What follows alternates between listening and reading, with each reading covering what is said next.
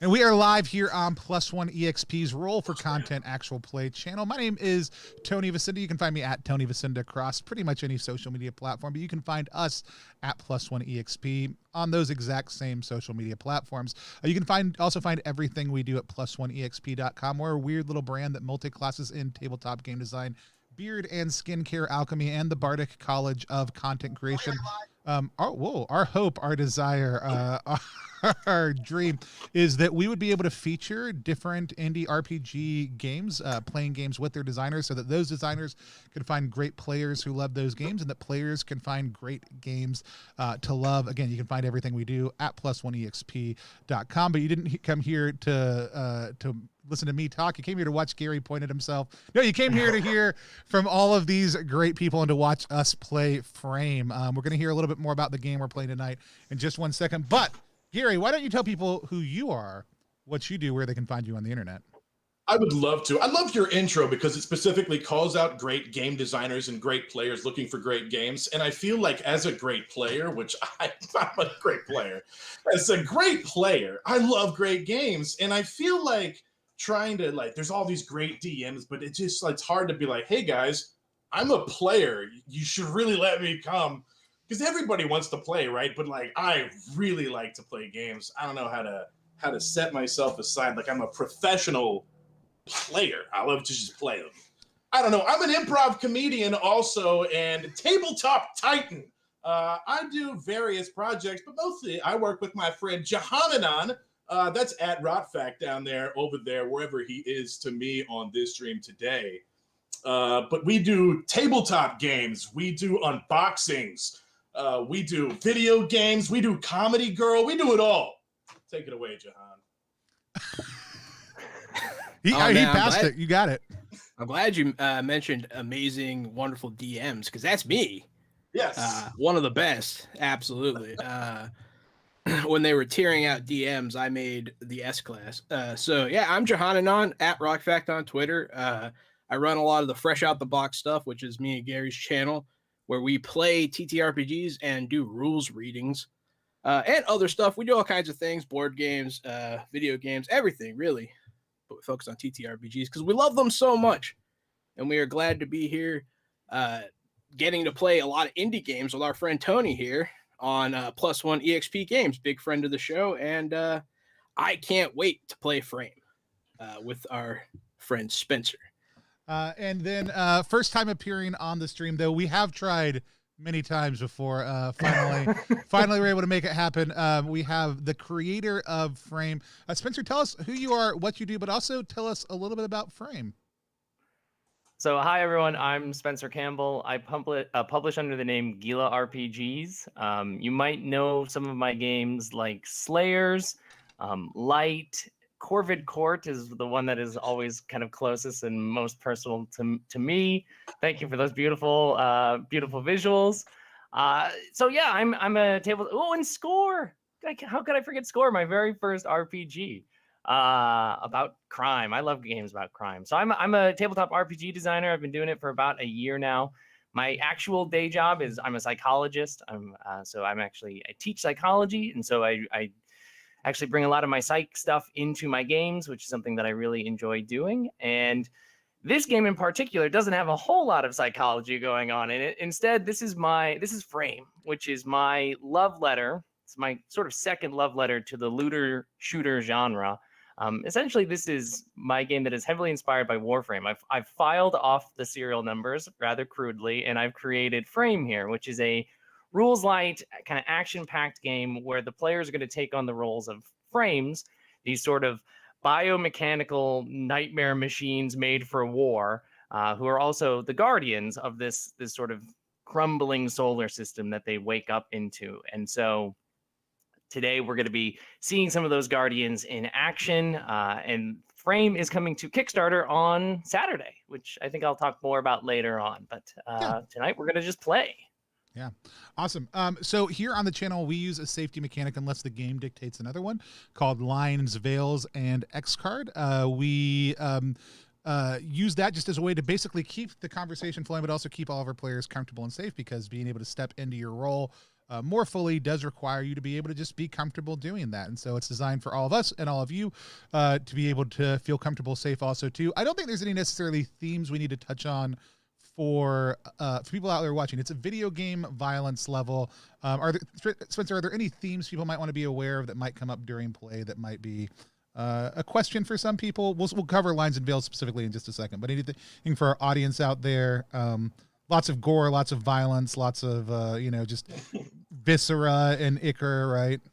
Yeah, that's pretty much the standard. What you should be expecting is it's a bloody, violent game, so expect a little blood and violence in the thing that we'll be playing. I don't anticipate any other major themes that might be problematic, but that's why we go through these safety mechanics just in case. So lines are things that may happen in the world that we're playing, but don't happen in the course of our game. Veils are things that might happen in our game, but we kind of gloss forward, or we kind of define specifically how we engage with those things as they come up. And the X card is something that anybody can say at any point in time. We kind of stop, pause, figure out what the issue is.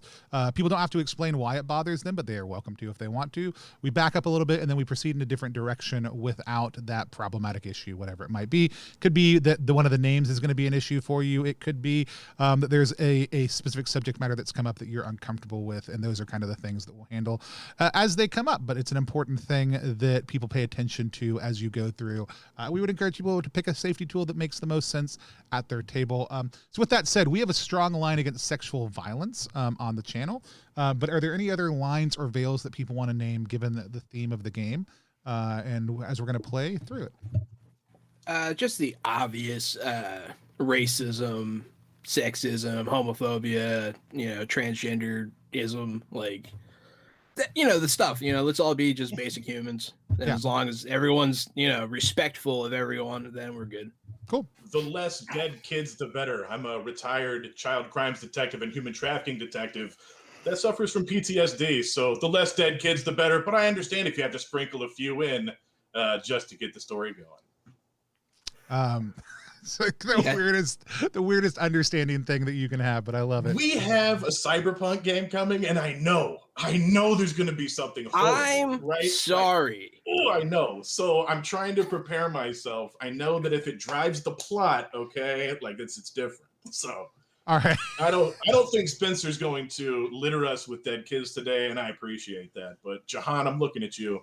I'm sorry, man. I'm sorry. All right. I don't have any other ones. Those hit my major ones. With that said, Spencer, I'm just going to hand things over for you to take us into the world of Frame. You can have us do character introductions or whatever you want, however you want.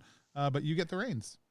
Yeah, we're gonna set a scene here, and after we set the scene, we'll get a chance to meet your characters. So, I want us to the camera opens up here on the interior of a small ship that's in orbit. We can see sort of this large glass panel behind, kind of in the background, and we see a large looming red planet. So we kind of understand that's Mars back there. It looms below, and Mars before was sort of this barren wasteland, but now it's actually sort of an industrial hub, and it's been created, it's been turned into one over the last few centuries. There's a figure who's standing in the middle of the scene here. They're wearing sort of a no-nonsense suit, pretty straightforward. They're standing in the middle of the room, and they're clearly in the middle of discussing something. We can't hear it right now. We just see them gesturing a lot. They gesture to the side, and this sort of hollow pick hangs in the air for a moment. And we see this angry, sort of like gnarled and snarling face that flickers into view. Whoever they are, they're wearing, at least we can tell as viewers, we have viewer knowledge, that they are wearing the military garb of a group called the Carbonic, who are these military conquerors who are sort of rampaging the solar system right now in the absence of anybody to stop them. And this person is not only wearing just this military garb, but they seem to be wearing a high-ranking officer's garb here. The presenter, whoever this person is gesturing towards the picture, and they say in sort of this level, balanced voice, "This is Sor Tyke, captain of the Carbonic, who's leading the construction efforts on Mars. From what we can gather, they're building some sort of refinery, but we can't tell the details from here. We need you to go in, detain Captain Tyke, and bring them back here. Alive, they're no good to us in pieces." the camera sort of pans over and we see these 3 frames, these biomechanical guardians of the systems, or of this system. And I think now is a great time for us to meet you all, to see, what do we see? So what I'd like is for each of you to introduce your character. Which frame did you choose? Sort of what do you imagine in your kind of mental image? You know, for some of the frames we've seen art revealed, but for some maybe you want to play around with it. So what is your frame? What is their name? Sort of what is their purpose? And then what I also want you to do is I want you to name one element inside the ship that you've customized to fit your frame's sort of preferences, because this is a sort of a hub that you all share together. So I want you to build a little bit of this ship together. So does anybody in particular want to go first? I'll kick it off. So as the camera pans over and you see the first of the 3 frames, you see a kind of slender framed frame, a slender robot frame, and it's black and yellow, kind of like the inspiration of the Bruce Lee Into the Dragon unitard. So black and yellow, and at the top it has 2 small like fins off the top where electricity every now and then arcs in between, almost sporadically. And I am called Rabbit. I'm an amp, which means I'm the electric frame. I'm fast, I'm quick, I'm armed with a big sniper rifle across my back, and I'm leaning on I've got my staff, I'm holding my staff, and I'm kind of doing the video game rock, almost Bruce Lee type of ready to go type of, I'm ready to go. No idle hands for you, which is very interesting with a sniper rifle, where one would expect a steady hand. We've got the sort of jittery amp or Rabbit here. Rabbit, what did you put into the ship, or what did you ask sort of to be built into the ship to fit your desires? So immediately I was like, well, a character like this is going to have to burn a lot of energy, right? Maybe I'm the kitchen. Maybe I need to make sure there's lots of food. But I thought maybe I'd save that for Bull. He seems like he might be a kitchen guy. So I'm gonna go with the reactor, maybe the engine room. It's speed, electricity, and I use that kind of stuff to help upgrade my frame. Almost haphazardly, and I use that stuff in the ship kind of against better judgment, more or less becoming one with the engine room. Awesome, very fantastic. All right, so we've seen one of our frames. The camera sort of pans over, and we get a full shot of our next frame. Who'd like to go next? I can go. Yeah. So I picked Flux, the manipulators of magnetic forces. As far as the way I look, I'm gonna play with the black and white theme, black, white, and then quadrant style, alternating black and white to represent polarities. I have 2 daggers on my back, in like those upside down sheaths to pull from my back, and I have a collapsed bow that I can do that cool whoosh with. Arrows on my hip, and I didn't really have a name yet. I guess I could just be Pulse. That works, and I actually think it's one of my abilities. So it's appropriate. As far as areas, I figure I would have like a place to restring my bow and do my bowery stuff. As that kind of thing requires a lot of maintenance. All right. Excellent. And Tony, the camera pans over and we see one last frame, and probably has to zoom out a little bit. What do we see? Yeah, so we see a pretty like, compared to the other 2 frames especially, a pretty broad shouldered. It looks kind of like an upside down triangle. So a lot of weight up top, not necessarily a lot down below. But we see Bash. Has to spell with a $sign because when he tried to register his name when he was first brought online, normal Bash was taken, so he dropped a $sign in to make it work out. We pan over, we see Bash in the kitchen, kind of setting things up, whatever kitchen passes for biomechanical things. We can eat if we want to. It's fine. Sure. But there's also a what kind of first looks like a punching bag, but then you actually realize is a set of kind of pressurized like slabs in the wall. One of them is brought out a little bit and has a punching bag like piece on the bottom, but it's actually this spot on the wall that Bash in between kind of prepping food for the crew because he loves to get in there and cook, can kind of go over and practice just slamming, and it's these different kind of compartments that it's like, you know, the punch followed by like the shoulder check into the wall kind of divots in, pops back out, and then, you know, he can spin around and slam another segment real quick. So it's this little kind of training area where he can kind of ping pong off the walls without having to worry too much about damaging the interior of the ship. You know, between whipping up gourmet food also too. Bash is an overall dark frame. There's a few gold and red accents towards the edges. Everything's pretty streamlined, but there is one spiked horn on the front of his helmet, and then one on each shoulder that are oriented forward also. Fantastic. I had a whole mission prepped, but now I want us to just pivot and go kill the original Bash that has the S in the letter, and I feel like that should be our priority right now. Become Bash Prime. There can be only exactly. one. And so, yeah, I was messing around with numbers originally, but then there were none that were funny enough for me to feel like it was a good payoff, and I was like, I'm just gonna go with $sign. Also, I 100% think you should have a stretch goal that is just coloring sheets so that people can color their own Warframes. So if you don't have don't have that in line yet, or that can just be included, right but just now, I don't know what have I been doing as a digital element, because that's such a huge part of Warframe. Because I played Warframe for a week when it first launched, and then.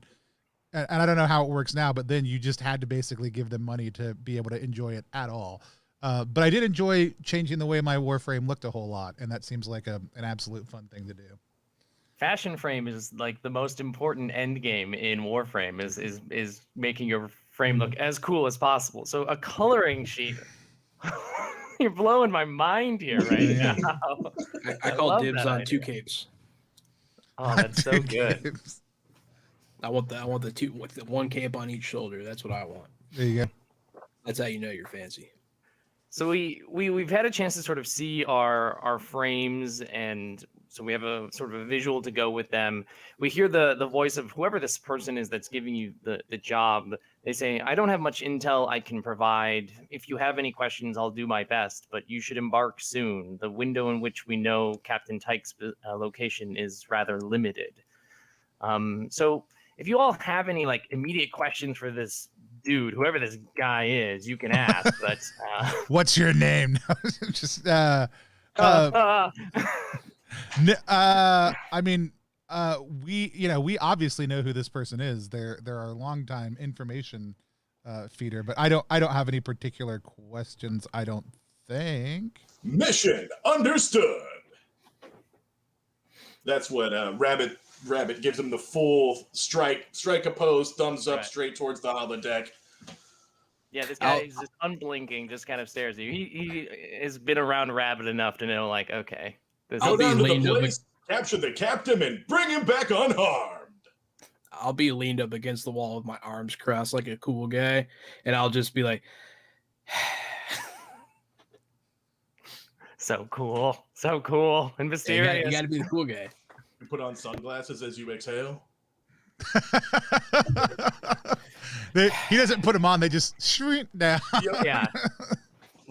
So then we basically watch. We kind of cut, and we see a scene where a smaller craft sort of breaks off from your sort of hub ship that you all work from together, and it lands. Goes soaring down towards the Martian surface.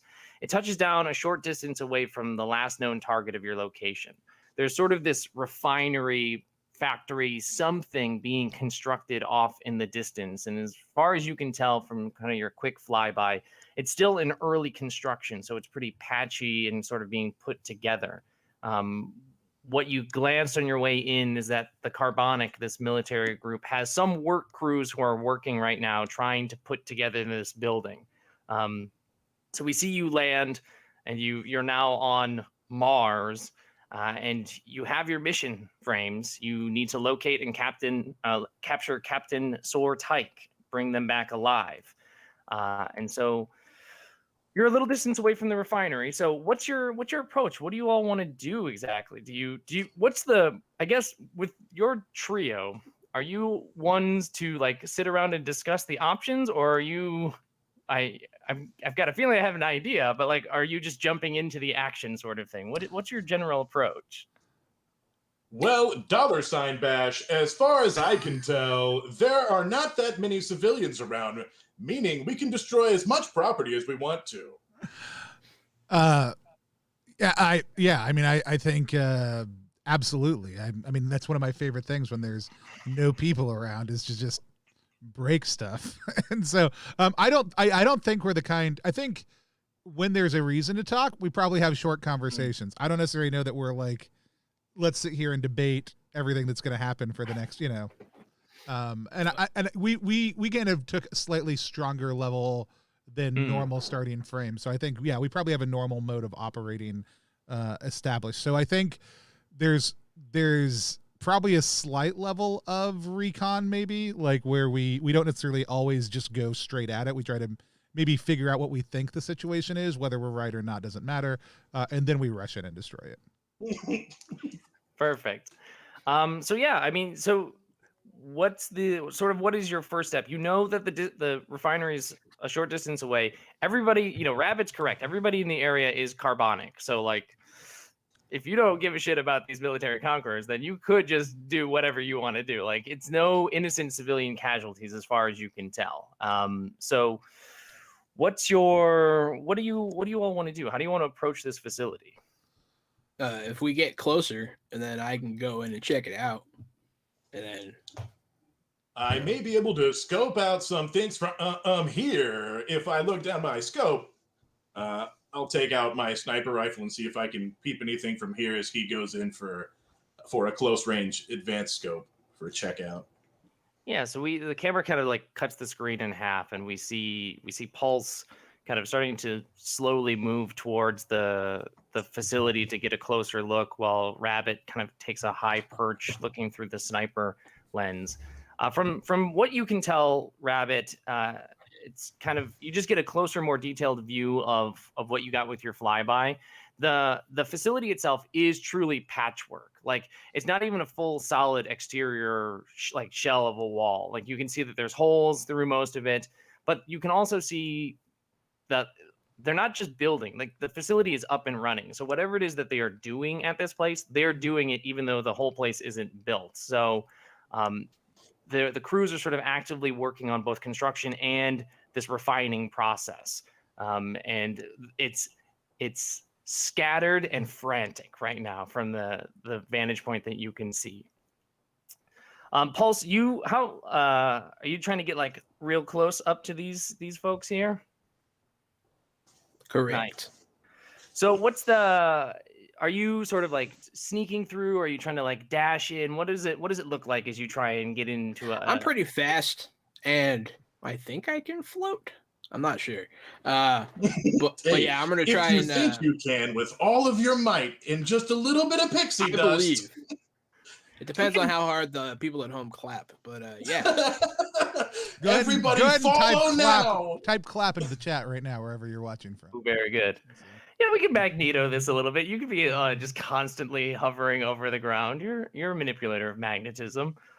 So yeah, if you're trying to like dash into a position to get like a good spot, then I think this is a good time to introduce our first role here. To get a sense of how this game works. So whenever you do something, there's no skill lists or action lists in this game. There's just 3 attributes that describe how you're doing things. You're either doing them forcefully, or with flow, or with focus. So basically, are you doing it big, powerful, surging, emotional things? Flow is for your fast, reactive sort of things, and focus is for your practice, methodical things. And you're just going to roll a dice pool based off of your stat in that thing. So to me, it sounds like you're using flow because you want to kind of like dash into this spot here. So what is your flow score, just for the audience at home? 3. Cool. So you're going to throw 3, you're going to roll 3d6, and we'll see what the highest die is. Oh, everybody's clapping. There's a lot of clap happening there. Oh wow, so much power. My highest roll is a 6. Okay, nice. So you're gonna succeed here. There's no consequences. So you kind of dash in, but you're like hovering very quickly. So it's noiseless as you are kind of like just like floating quickly over the surface. And are you trying to get into sort of like a hiding spot amongst the workers right now, or I'm trying to get to a vantage point. Okay, yeah, I think you kind of go like flying in, and there's a bunch of construction equipment out and about here. So like I imagine there's sort of these large canisters that who knows what's inside them right now. Hopefully they don't explode. They don't look like the big glowing red barrels from video games. So I think you're safe. I was just about to ask if there's a big red barrel.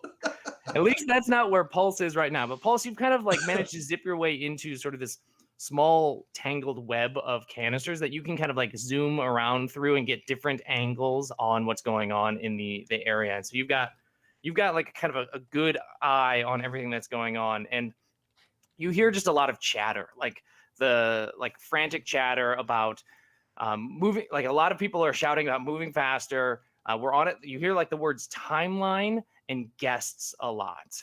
But the Carbonic kind of like speak in this sort of military code that you might not fully understand. But those are sort of like the key phrases you catch on. I assume that we have communicators. Yeah, that's fair to assume. Yeah. Well, hey, Rabbit $. They're talking about someone coming here. They got guests coming, so we might want to move. I say it with much less of a southern accent, though. I'm sorry. I have a vantage point on the refinery. It seems like maybe we could cause quite a disruption. I am going to make my way up to Pulse's position. I think also I'm going quickly also too. And my goal is then to start climbing the outside. Okay. Yeah, so let's see your flow roll too, just to see kind of how quickly and gracefully you can make it up there. Is it possible for me to help him by telling him when it's safe to go from my vantage point? So if you decide, like you've got the vantage point, you can tell Bash $Bash when to roll out. I think if that's the case, if you're communicating, if you're working together like that, then I don't think we need to roll. Like you can use your teamwork here to get Bull or Bash into position here. So Bash, you kind of like wait, and then like when you run, Bash, what does it look like? It is feel like no, he's fast. Yeah, I about to say it's it kind of depends on when he is really chugging, like when he's headed towards an enemy, you can feel it on the ground. When he is just running in this situation, it's still like you can actually see the earth below him kind of divot in a little bit, but his feet kind of land in such a way that there's not the same kind of noise. There's just a pretty intensive impact. So, you can't, as flow, like flow or a Pulse kind of like triggers me. It says like, go, I take off, and you can kind of see green like light. A little bit of dust kick up. He Bash starts kicking along, and you can see like little divots in the ground where he's been running, as opposed to like, Pulse is just kind of gliding over the same space. And then right as he gets near Pulse, Pulse hears kind of that methodic, like doom, doom, doom, as he like makes the last couple of feet to get to where Pulse is. I think it's nice that we've got like this construction going on here. So like you've timed it both in terms of when the crews aren't nearby, and like you know how to like move your feet in such a way that they're landing along with like there's some sort of like drill going off with a steady rhythm in the background, and your feet are landing at just the right time here as you close that gap. So you've got there, you're sort of climbing up onto some of the containers here to have a vantage point. And Rabbit, I think as are you still up in your vantage point with like the sniper rifle, or? Yeah, what I'm imagining is, those like big conveyor belts that on like there's like big metal rocks, and they send the rocks up the conveyor belt. Yeah, I'm on top of one of those prone, but like a giant futuristic Martian one. It's almost like the size of a crane. And so I'm up on top of that, overlooking down to where I think they are headed, so long as everything goes according to plan. So you're moving to one of these locations, or you're moving to the top of this? Yeah. So I think this is another sort of flow thing if you're trying to get there quickly without. I will actually use Quicken on myself more thematically than anything. It takes -1 harm. I upgraded it, -1 harm while affected by speed. But as I'm running, I start running faster and faster, then and I start to flash out of existence and just kind of a little bit of lightning for a second, and then I'm a few feet in front, and a little bit of lightning, and I kind of sputter, and I'm a couple inches from where I should be. So it's definitely not quite how it should be. You see, sometimes I'm backwards and sometimes I'm forwards, but it seems like overall I'm moving faster than I should have. Gotcha. And I will gladly roll. I have 4 in flow, so here comes Big Daddy Dice. That's right. You're a fast one. 9, 10, 11, 12. So it's just your highest D6. Oh, highest. That's right. 5. I'm sorry. Okay, so cool. So 5 or 6 is a complete success. So how do you keep on rolling 23s on? It's a 12 in my mind.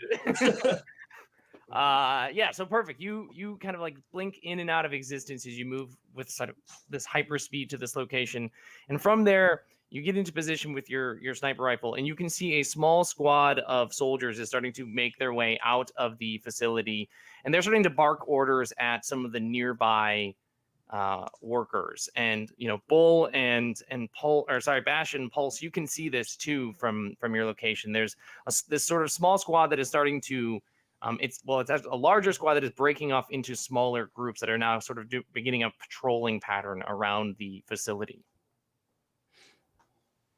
Let's take out one of those groups when they come by. I have a vantage point. I will keep an eye on you from above. Are any of them solo? No, none of these guards are on sort of solo duty. They're in small groups of 3. And you can see that it's sort of like a standard group of like 2 troopers, like they've just got these large rifles on them, and then a smaller individual who's got this just gigantic sort of like crackling hammer in their hands. Ooh. And so if you want to wait, a group of them will start to like wander just within that range of the containers, that if you wanted to spring, like you all could spring on these poor fools. I'm gonna try to make my way up on top of one of the containers. Okay. So we see you kind of climbing your way up to the top of the container, and so Bash, you're up above. You have that vantage point. You can see them. They're not looking up. They're just looking straight ahead. These are video game goons. They're not paying attention to verticality at all here. Never. Not until we get to a cutscene. I'm gonna say into my headset, the hammer is yours, Bash. I don't want to deal with it. So whenever he says that, I'll assume that means that he is ready, and I'm going to cannonball down on top of these guys, which is when I land on the ground from a great height, you create a shockwave. Landing on an enemy deals 2 harm, and everyone at a close landing site takes 1 harm. So I'm aiming for the guy with the hammer, because obvious. Well, actually, I guess before that, because here's the move I chained up. Hold on. Okay. Before I do that, I want to spend. Let's see. I pumped up an energy, so I want to spend 2 energy to give myself iron skin. Okay.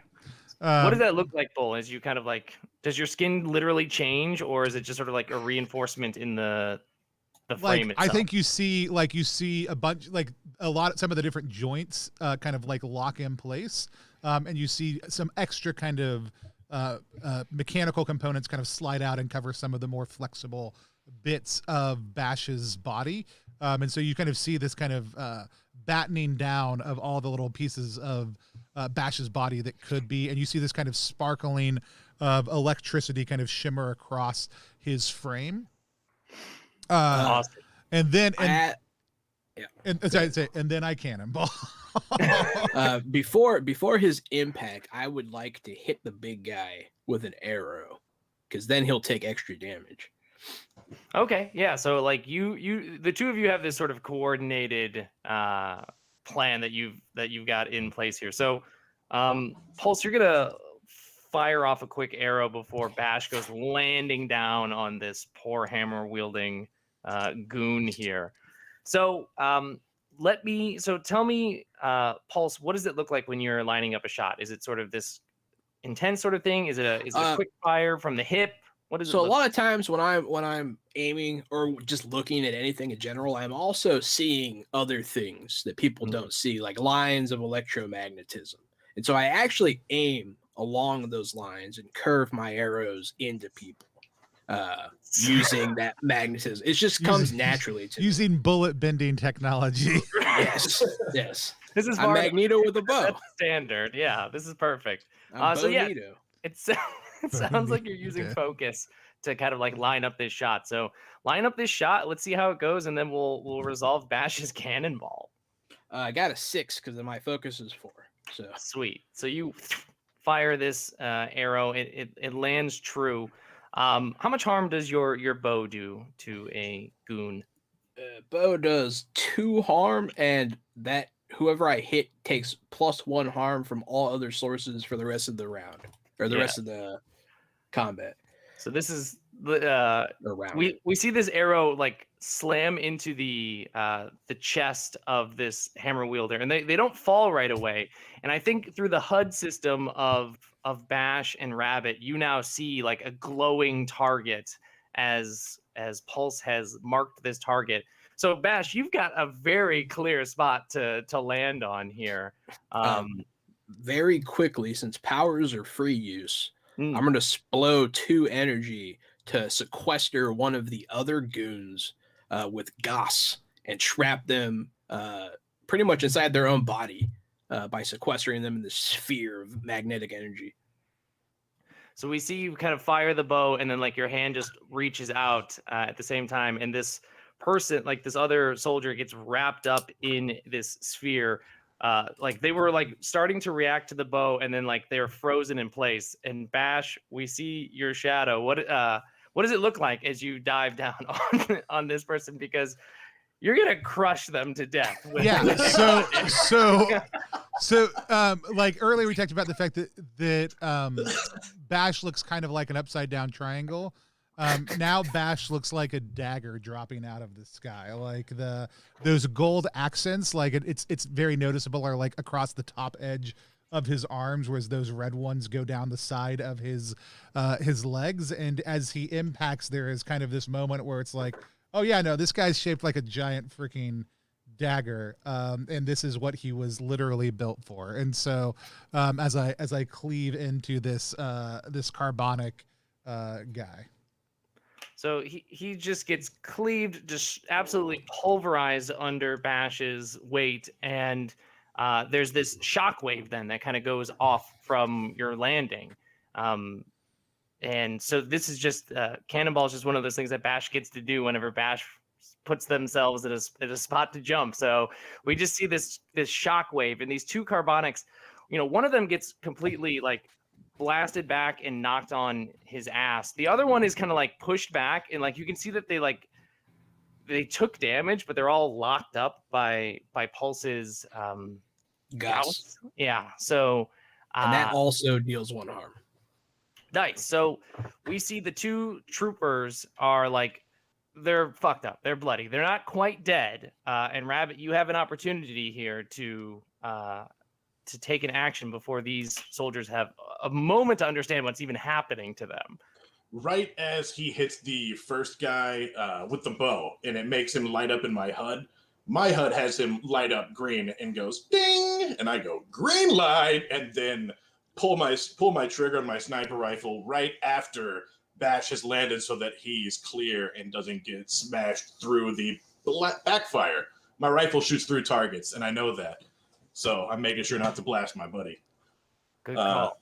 And I, too, will shoot the big guy. Okay. Yeah. So it sounds like you're sort of timing this out so that you're not shooting Bash here. So to me, that sounds like a sort of a focused roll to me.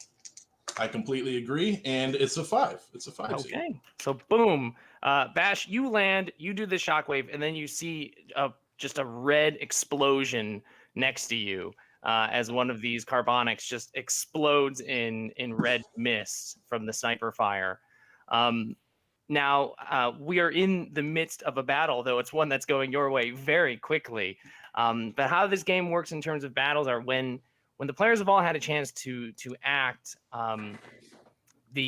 any enemies that die create drops, which are these things that could be health or energy that our frames can pick up to just keep gobbling up and being healthy and filled with energy to do their powers. So we sort of see, and maybe you all can let me know what it looks like for your frames, because maybe you see it differently depending on your HUD, like how you've programmed it to see it. But you each see sort of one glob of health and energy, sort of like plop to the ground from these bodies. And what does that look like for each of you? My HUD is customized to have a throwback to the 2001 video game Dynasty Warriors for PlayStation. And so the health pickups look like little Japanese steam buns that float off the ground and spin in circles. And the energy pickups look like a big drum of rice wine. Delicious, delicious. So you can see that through your sniper rifle. That's what your HUD is picking up right now from your location. Yeah, go ahead, Pulse. Yeah, I'll do just like wavy energy for the energies, like visual energy sitting there, like a little spirit. And then for the health, I think I'm just going to go straight up Gauntlet Legends meat on the bone. Classic. I enjoy that. Yeah, I think Matt, you're right next to these. So what do you see? Yeah, I think keeping with kind of his dagger / weapon theme, he sees the health as a whetstone, so it just looks like an actual like stone kind of floating there on the ground, and the energy oddly is, I think, just like a few drops of blood. Like it looks like looks like just kind of a kind of floating pixelated blood droplet. Nice. So when drops are generated, you each can decide like who wants it. There's one health and one energy. Now, none of you have lost any health, so you don't technically need the health. But if anybody has spent any energy and wants it, you can take it. I have spent some, and so has Tony. Mine was actually my passive skill. I have not. Oh, I guess I did. I used energy on my armor. Yeah, I mean, I'm down 2. I don't know what you're down. I'm down 2. You can take it. Okay. I have a lot of energy anyways. Yeah, it floats into me, and yeah, just. And we see like the little energy meter on your HUD go up one little bit as you refill. And so this last carbonic, just to remind me again, Rabbit, the one that you shot, is it the one that's locked up or did you shoot the one that got knocked to the ground? I shoot the one that's locked up.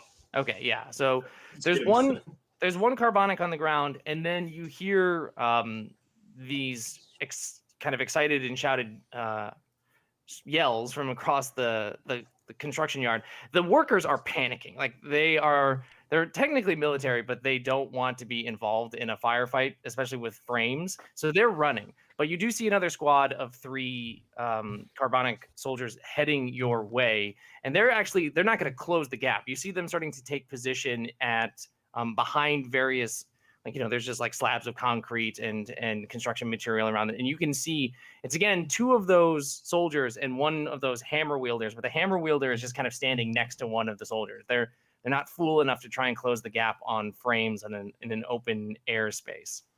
The one soldier on the ground looks at you all, is dazed, and tries to like roll and like use that momentum to head off towards the cover. They know that fighting you in open, like the 3 of you right there, is a death sentence.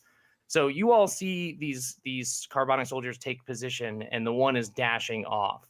And so we sort of restart our order here, and anybody who wants to act first can act first. I will act first, unless somebody has something they specifically want to do. Go for it, man. So I am going to use Bull Charge to rush forward to that next grouping of enemies. So it's rush forward, ramming into a line of enemies, dealing 1 harm to each of them. However, I have X'd harm equals your force instead. Oh my gosh. Okay, excellent. So yeah, we see that energy that had filled up the moment. It just goes right back down. And Bash, I mean, using again with powers like this, you don't need to roll for these, so you get to just describe what this looks like because you have force. I have my force. Yeah, Bash, force is my highest skill. Which- So I turn. I see this guy kind of running back towards these lines, and I notice those other guys, and all of a sudden we see we see the edge of the dagger split. We see still kind of with that shimmering kind of action across. We see Bash's legs start to move almost impossibly fast, almost as fast as Rabbit's were moving earlier, as he just charges forward and just slams into the line. Each one of those points on his helmet and shoulders coming into contact with one of each of the different people on the carbonics in that formation, and just slamming into them, knocking them back against a concrete barrier. And I'm going to assume, based on the amount of damage that we did before, crushing them all. Oh, they're very crushed. They've become paste. So yeah, if you've kind of got a line on the one that's running and heading towards the sort of encampment where there's two others, you kill three of these carbonic in an what seems like an instant, because exactly like you said, you just take off. Each of your points here has one of them impaled.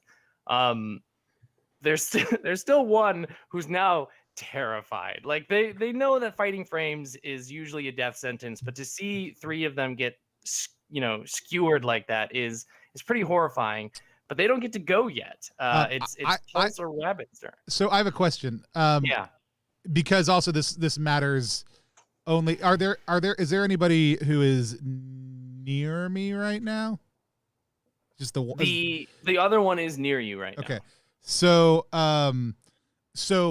only because it'll disappear in just a second. I'm going to choose this moment to release my iron skin. So I took the advancement. You can end the effect at any time, blasting out a wave of energy, dealing harm equal to the remaining armor to all enemies nearby, which will hit him with one harm. Yes. So what does that look like? Because you kind of described Bash's, our iron skin as sort of this refortification. So what is is it a wave of force that comes off of you? We've seen or that electricity. Shrapnel? Yeah, we've seen that electricity kind of going across Bash's body. All of a sudden we see that electricity kind of intensify, cover his entire body, and we see those slots back slide open as all of a sudden that electricity and a massive amount of heat that's been generated inside of Bash's suit force their way out, blasting into the nearby carbonics or carbonic. Yeah, there's the single soldier who doesn't die from the blast, but clearly gets messed up. Their rifle almost gets flung from their hand. They go staggering back, behind the cover that they're in, and they're looking worse for wear. Pulse, what are you up to? You fired a bow and did some grasping before. What's up now? So there's another group behind other cover, right? Well, there's only one of them left now because Bash skewered them, but there is one left behind cover. So I'm gonna magnetically charge the area around the railings with a negative charge, and I'm gonna leap through it with a positive charge and rail gun myself over there because I think that looks cool. Absolutely. And then I'm gonna say, "Rabbit, pull!" and I'm gonna cast what is it called? Degauser. And everyone elevates, and before they hit the ground, I want to open up a shot for my friend Rabbit on the big hammer guy now that he's no longer in cover. Nice. So we see this carbonic, this poor carbonic who was scrambling to get behind cover, just suddenly gets lifted up in the air. It's just this floating, useless, wide open target for Rabbit to take a shot. And I think, there's still a few nearby workers who also are just happen to be nearby in the area who they're trying to run away, and then they're their feet are giving out below them as they start to run in the air a little bit as they get lifted. And Rabbit, you've got a moment here to pull if you'd like. Yeah, I do. I'll shoot that last guy since he's up in the air. Not the civilian, pseudo civilian construction workers, not the military construction workers, just the armed soldier. Okay. And it's a quick second, so you mind if I snapshot this and use my flow, or should I stay using focus since he told me pull beforehand? I like the idea of like it's a quick shot because you see the pole and you just kind of like instinctually turn. Your HUD helps you and you just fire off the shot. Flow sounds good to me. High roll is a 3.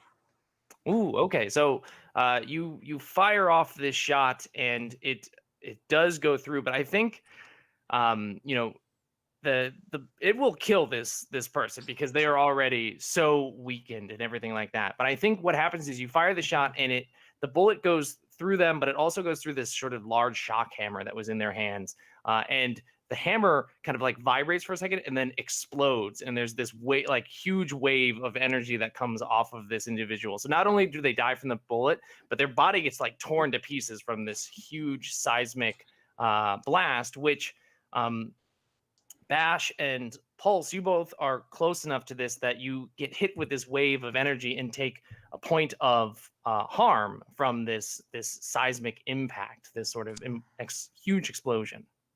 What a killer. And that should be all of them. Killer GM. I see how it is. I should have left my armor up. I didn't know we were playing. I didn't know we were playing for keeps.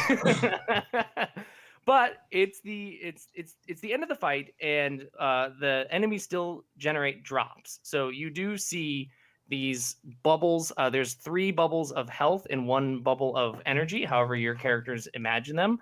So feel free to distribute 3 health and 1 energy as you want, as your frames sort of regather themselves after the fight. I am out of energy, and I can turn health into energy. You can. I would like to request 1 health, 1 energy.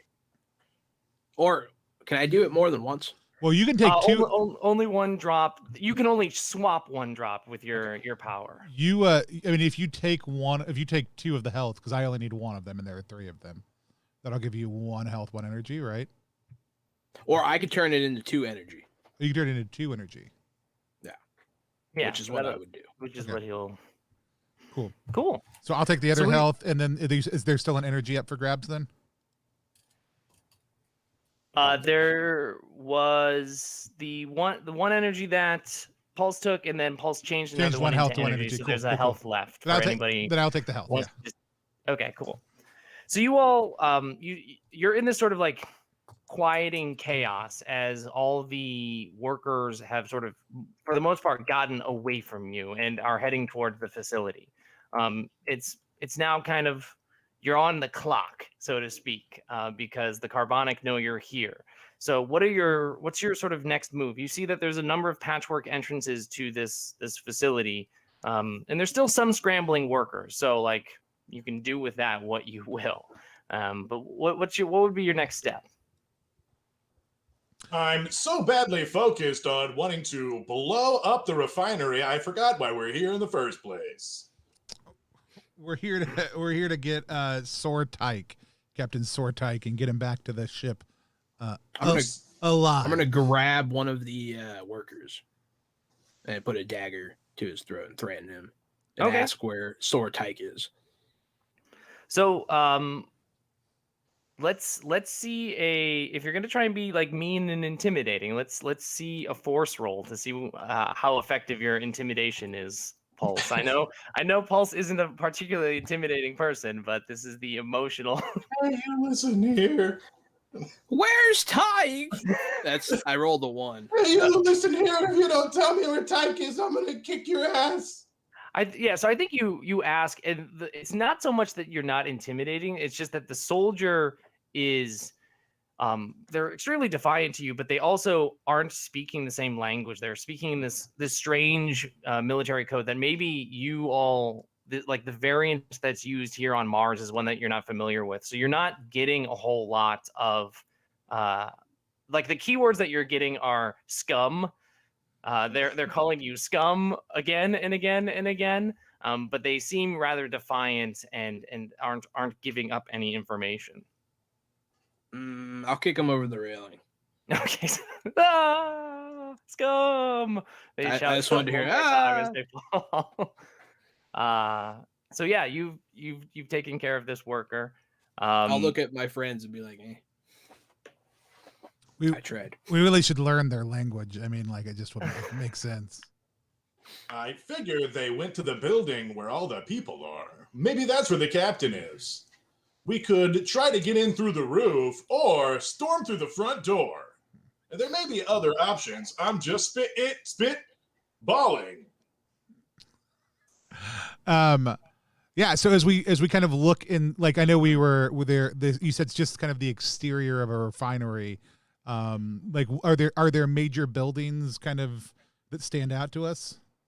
So there's a number of like smaller facilities sort of surrounding the building that seem largely to either be like housing facilities or storage facilities for the stuff that's going on in the construction. And then there's this large, it's largely rectangular. It sort of looks like a warehouse that's being repurposed, but there are huge gaps in the wall because it is being repurposed. Like you can tell from here that this is like an abandoned building that the Carbonic are like taking over and grafting parts onto to protect whatever is going on inside this place.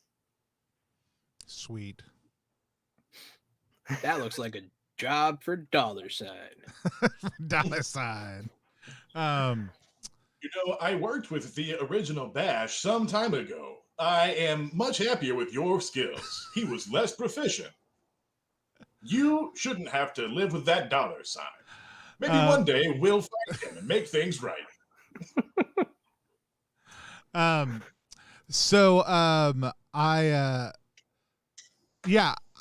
trying to, so like, I do want to kind of go, I mean, I think the big building's the place to head. So I think we'll start heading that way. I mean, I don't know that there's any, Yeah, so there's sort of a number of large like holes in the side of the building that you can go in. And you saw workers go in there as well, and the soldiers came out. I think Rabbit can see from their position up on the thing that they're, the patchwork hole system is definitely around the whole building. So like Rabbit mentioned, there are holes in the roof as well that could be used as entry points. But it seems like most of the people are going in and out of these sort of large holes that are in the side of the building that we see Bash starting to head towards. Pulse and Rabbit, are you going to follow behind your bull friend? I'm gonna come down off of my vantage point, and I slide the scope and actually the whole trigger guard. I slide it off of my weapon. I twist and it comes off, and I still have the barrel, and the entire length of the barrel is my staff. So I put the other weapon collections, they fold in half, click, and I put them on my hip. I'm armed with my staff and ready to go. Awesome. Following his lead, I will make my bow retract and stick it on my back with that quick, and I'll pull out my daggers and follow suit. The viruses. We see the frame starting to walk towards one of the large holes. We can kind of see from this angle, we can hear shouting and work going on inside of the refinery. We as the audience can hear the sounds of boots like pounding on the floor. Whether they are running away from the frames or towards them, we don't know right now. But we also see in the distance something that I think our frames don't see is a small vessel kind of takes off from behind the other side of the warehouse here, and it is not carbonic in make. We see that it looks like a luxury ship of some kind. Somebody's personal luxury ship is starting to slowly take off from the other side of this warehouse for right now. And I see Pulse raising a hand. Yeah, can I use flow to quickly access the ship's passenger manifest? Yeah, you want to try and like get like with your HUD like a quick scan of like maybe the make and model and who might own this particular vessel. Yeah, you can kind of do like a quick check on the thing and see if you can understand anything. 6. Nice. So we see your HUD kind of like goes like as it's analyzing this ship, and you can see that it's like a personal craft owned by a member of a group called the Guild, which are these sort of like extremely powerful, wealthy merchants who essentially worship money as a religion. So this person is not only wealthy, but they're a zealot, whoever they are. And for them to be here with the Carbonic is extremely suspect. The Guild and the Carbonic do not get along. So whatever this person is doing here, it bodes. It's not good, whatever it is, whatever reason they are here for. I think even with the 6, like this person is like so high up in the guild that like they've managed to kind of like block it. Like the name keeps changing, so you can't tell who's actually owns the vehicle. It just new guild members keep getting mentioned, so it's hard to like pin down who it is, but you have a sense of what the vehicle is and who might be inside. I shall share. It's the guild. The passenger manifest keeps shuffling. Would you like me to shoot it down? I don't see any problem with that. All right, so I'll click, put my foot barrel back on my gun, and I'll aim for where I know the driver's seat, the pilot's vessel to be, the cockpit. Right, because your bullets from your sniper rifle travel through things. So even if you can't see the cockpit itself, you kind of like get a sense of like, if I just fire from this angle, it'll go through. I can do my best to shoot it out of the sky, no matter how ugly that might be. I bet say I've also heard that just holes in spaceships in general are just not a good thing. It's generally problematic. A bad mix. All right, so it sounds to me like you're making sort of a lined up shot here with focus. Mm-hmm. So let's see that focus roll. Come on, focus roll. Come on, focus roll. 6. Nice. Okay, so we see this, like we hear the crack of the rifle, and you know the bullet is obviously too quick. But I think maybe Rabbit, you can see the path of the bullet. It just feels right to me, and maybe Pulse can see it just through like the wave of energy.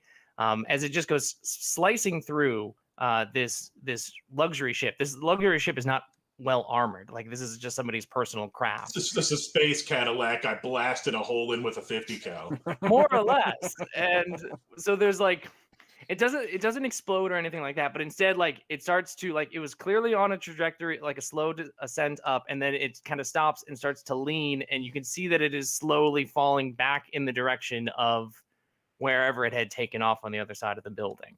So you've got this sort of crashing guild vehicle on the other side, and then the large looming carbonic facility in front of you. I guess it's sort of, what do the frames do? I suggest we investigate our prize. Maybe we should go take a look at the ship first. Absolutely. And I'll change my direction towards the ship. So we see Bash is kind of making this methodical stomping towards the building, and then you spend my first energy of the game to give everybody quicken. Me and my allies temporarily move lightning quick, closing any gaps and create great distances between us and any pursuing targets. So yeah, you all are able to like suddenly you feel like lightning course through you, and you can move very quickly. And you all like zoom around this building and reach the crash site. And I think because you use this, you're able to get there before whoever's inside can like get out and reposition themselves. You see this one individual like trying to like climb their way out of the crash. It wasn't like a huge explosion because the ship wasn't too high up in the air, and it was sort of like this precise shot. But you see this individual climbing out. They are wealth incarnate in terms of their clothing. It's just like everything is gold. It's like even their hair has been dyed gold and it's slicked back, although it's a bit muddy and dirty from the explosion and being crashed into the Martian dirt. But you can tell that this person is pissed, not only that their ship has been shot, but now they're all dirty. You've ruined their clothes. This is not a good situation for them. And they're climbing their way out from this wreckage. But you use Quicken, so you got there before they have a chance to hide. As they're like pulling their way out of whatever part of the wreckage they're on, I'll like get it right in front of them and hold out a hand to help them up. There's the part of them that like goes to grab because they're in need, and then they like realize what your hand is. As soon as they pause in disgust, I'll reach out and grab their hand and yank them out. So you pull them out. Probably not setting them down on the ground. So they're just like a foot or so up in the air. You're just dangling them by the arm up in the air like this. So they're looking at you, and again, they are this immaculate, sort of very over-the-top, ornate golden clothing. And they're looking at you with a look of shock, not of fear, but like of disgust. Like, how dare you hold me like this? Now they haven't said anything. They have like they have that really tight-lipped smile sort of thing where like they've lost their lips essentially, and they're just kind of looking at you like Ship troubles. you have no idea what you have done. Sorry for the ship, Goldie. I might owe you a new pilot. I can hire new pilots. Oh, they can't gesture with their arm. They have to gesture with the other arm because they're hanging in the air. I can hire more pilots. What organization do we work for? Does it have a name? You work for a number of different factions. The one that hired you for this particular one is one called the Balance, which tries to strike a balance in power between the Carbonic and the guild in the system. So they try and make sure that one is not stronger than the other. Absolutely. Well, I mean, this guy's arrested, I think, right? We're we allowed to arrest people, right? Sure. Yeah, we were worried you were in trouble given all the fact that you're here at a carbonic refinery. Yes, trouble. I was in trouble, and you have saved me, and I appreciate the hard work that the frames do for this system. I will make sure that you're compensated. If you could please let me down, I need to make a call. You're welcome. We're happy to help. When he says make a call, does he like go to grab something? Like, is it clear how he's planning on making this call? No, he kind of looks at the ship like there's a communication device, and the ship isn't totally right. He's like, Gotcha. I'm gonna try and make a call on that thing. I'm gonna go look inside the ship to see if anyone else is on there. I'll drop him on his feet. Okay. Yeah, he lands. He does not land on his feet because he's not as graceful as he thinks he is, and he kind of lands in this messy heap and kind of quickly tries to dust himself off. Pulse, you go inside. It's a small craft. Like it's clearly like a shuttle between locations. So it was just the pilot and whoever this individual is outside. And so like there's just a dead guild pilot, which is not dressed in gold. They're dressed in rather drab clothing to sort of show this difference in class, which is a big part of the guild's way of thinking about things.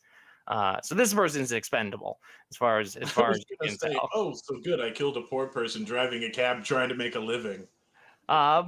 Well, more or less. But you can Perhaps. assume that the guild is mostly zealots, if that helps you sleep at night, Rabbit. Yeah. I want this poor zealot to be well researched. He has a real dirty background. He was the worst of the worst pilots they could get.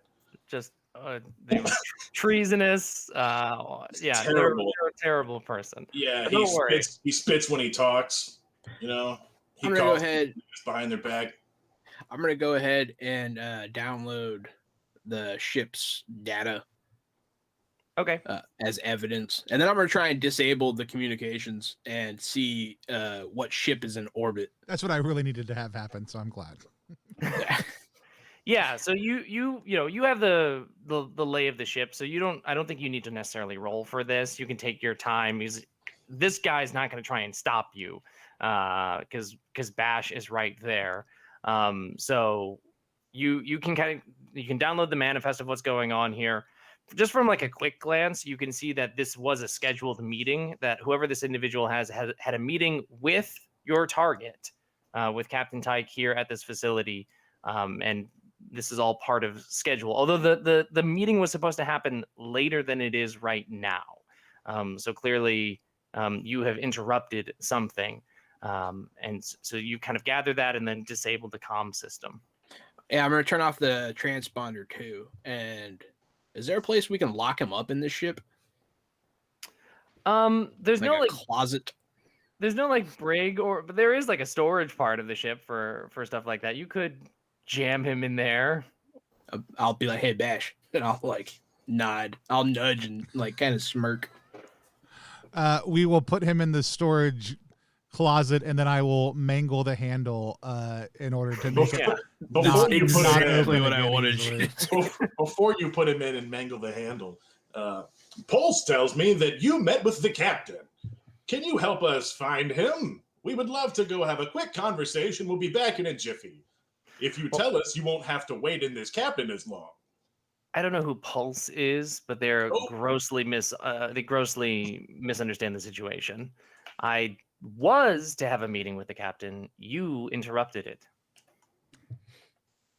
You were Your ship leaving. was leaving. Yep. Fuck yeah, Tony. Internet high five. Wait, I didn't hear what We you, both 'cause I said heard- you were leaving at the same time. Okay. Yes, I was leaving because I heard that there was trouble. I heard gunfire, and I can only assume that was you. Sure.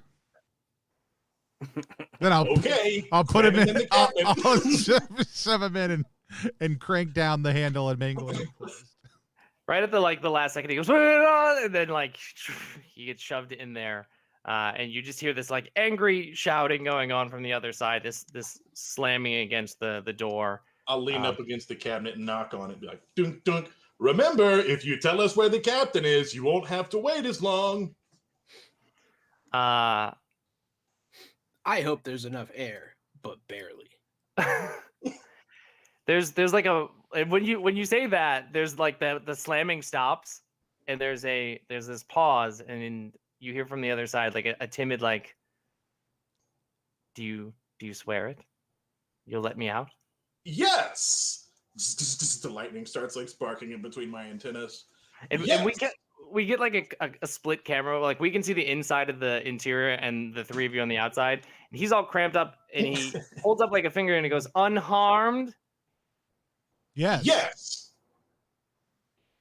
And you can see he's doing the math in his head. The guild is calculating things, and so he's doing the math in his head, and he goes, "Deal."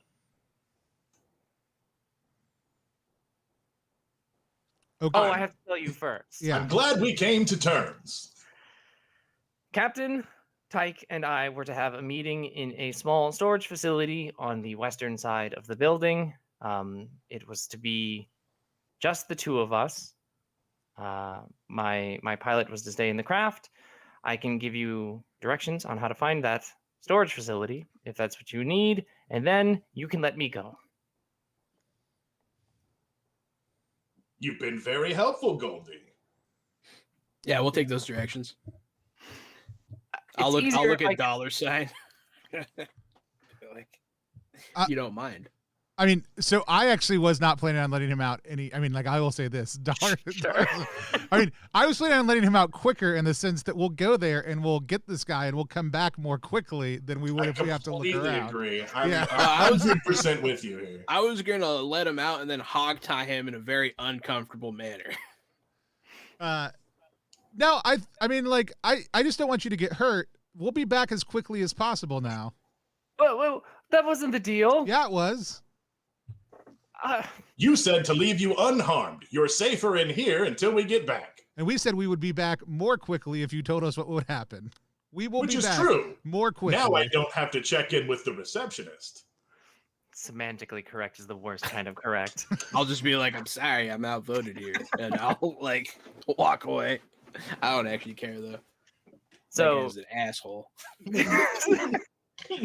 So yeah, he can't push his way out, so he will stay in the room or in that kind of storage bin. But if you aren't gonna let him, he will be like, fine. If it will get you to move faster, you go in through the entrance. There's two entrances here. There's a smaller entrance. You go through there. You take two lefts and then a right, and you will find a storage room.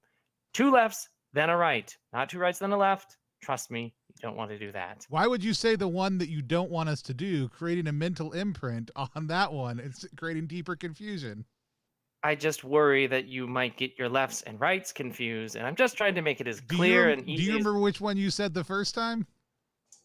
I said two lefts, then a right. All right. What happens if we make two rights and a left? If you already know, couldn't you just tell us so we don't stumble upon the same misfortune?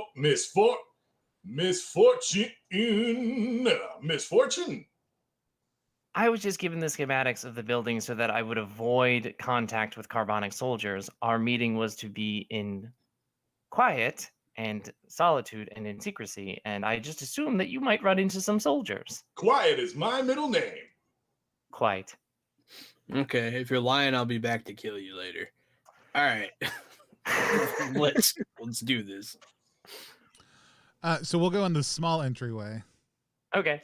Yeah, so you go into the small entryway, and you can hear in the back, like in the distance of this place, like this part of the refinery has either like it's the least worked on, like the walls are extremely patchy. Well, actually, like a lot of the floor is like the Martian dirt, like the flooring had been torn up years ago, and like there's nothing there. And the lighting, it's poor lighting in this particular area. So there's obviously less foot traffic in here, but you can hear sort of this gentle hum once you get into the facility itself. There's sort of this like slow rhythmic hum that you can feel it in your like your chest, like it beats with your mechanical human heart. Off in the somewhere deeper in the facility, but where you are right now, there doesn't seem to be any immediate like foot traffic or anything like that. You can hear the sounds of troopers milling about a little bit deeper in the facility itself. So like, you know that they're just not here at the entrance, but they are somewhere inside. Cool. I will go in first. I'll go in second. I'll go in last. Okay. So Bash, you kind of go in, and are you going to go left, right? Yeah. Yeah? Yeah. Okay, good. Yeah. So you go left. You go left, and then you go left again. And after that second left, you definitely like the sounds of foot traffic is louder, but then you hear a voice kind of like a quick sharp command that says, "I will meet you in the hall." And there are you hear this sort of like affirmative from a group of soldiers, and you see a squad, like a rather large squad, walking not towards you, but like it's sort of a T intersection. You see them walking away from this location here, and you know that if you were to go at the end and turn right, you would be at wherever that voice is. Excellent. We kidnap him.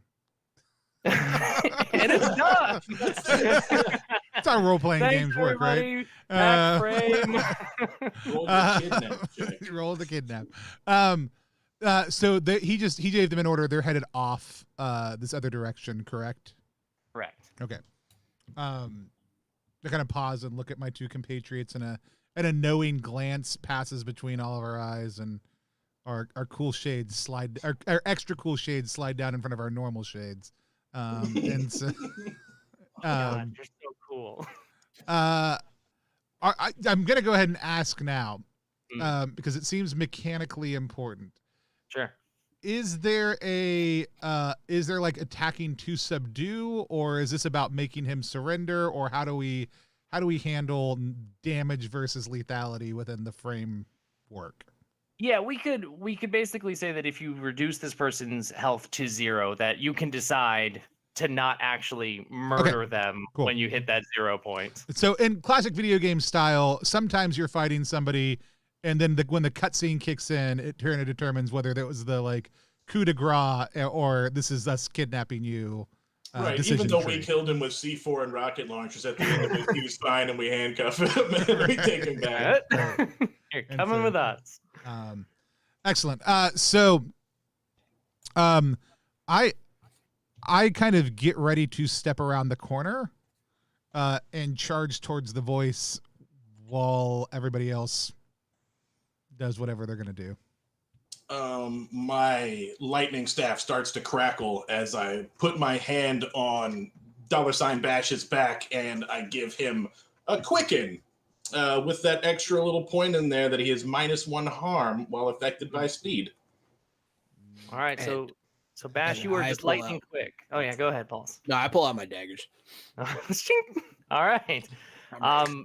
Bash, you move faster than you normally do. You feel the lightning. When I put my hand on him, my two ears that almost resemble rabbit ears start to charge really, really bright.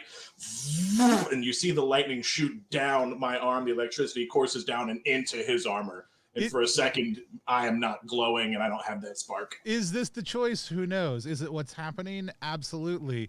As you do that, like we see that lightning. like go from you. We see that spark hit the back of Bash. We see that kind of like take over him, and then all of a sudden we see his mouth start to stretch, like the mouth hole in his face start to stretch open, and we actually see like lightning crackling out the front of it as we hear a roar release from Bash's mouth, which inspires allies and terrifies foes. You and your allies increase harm dealt by +1 for your next 2 actions, which actually is +2. Oh my god. And then being 0 energy just means I can't use powers, correct? That's all Correct. it means. Okay, cool. Yeah. And then I bull charge forward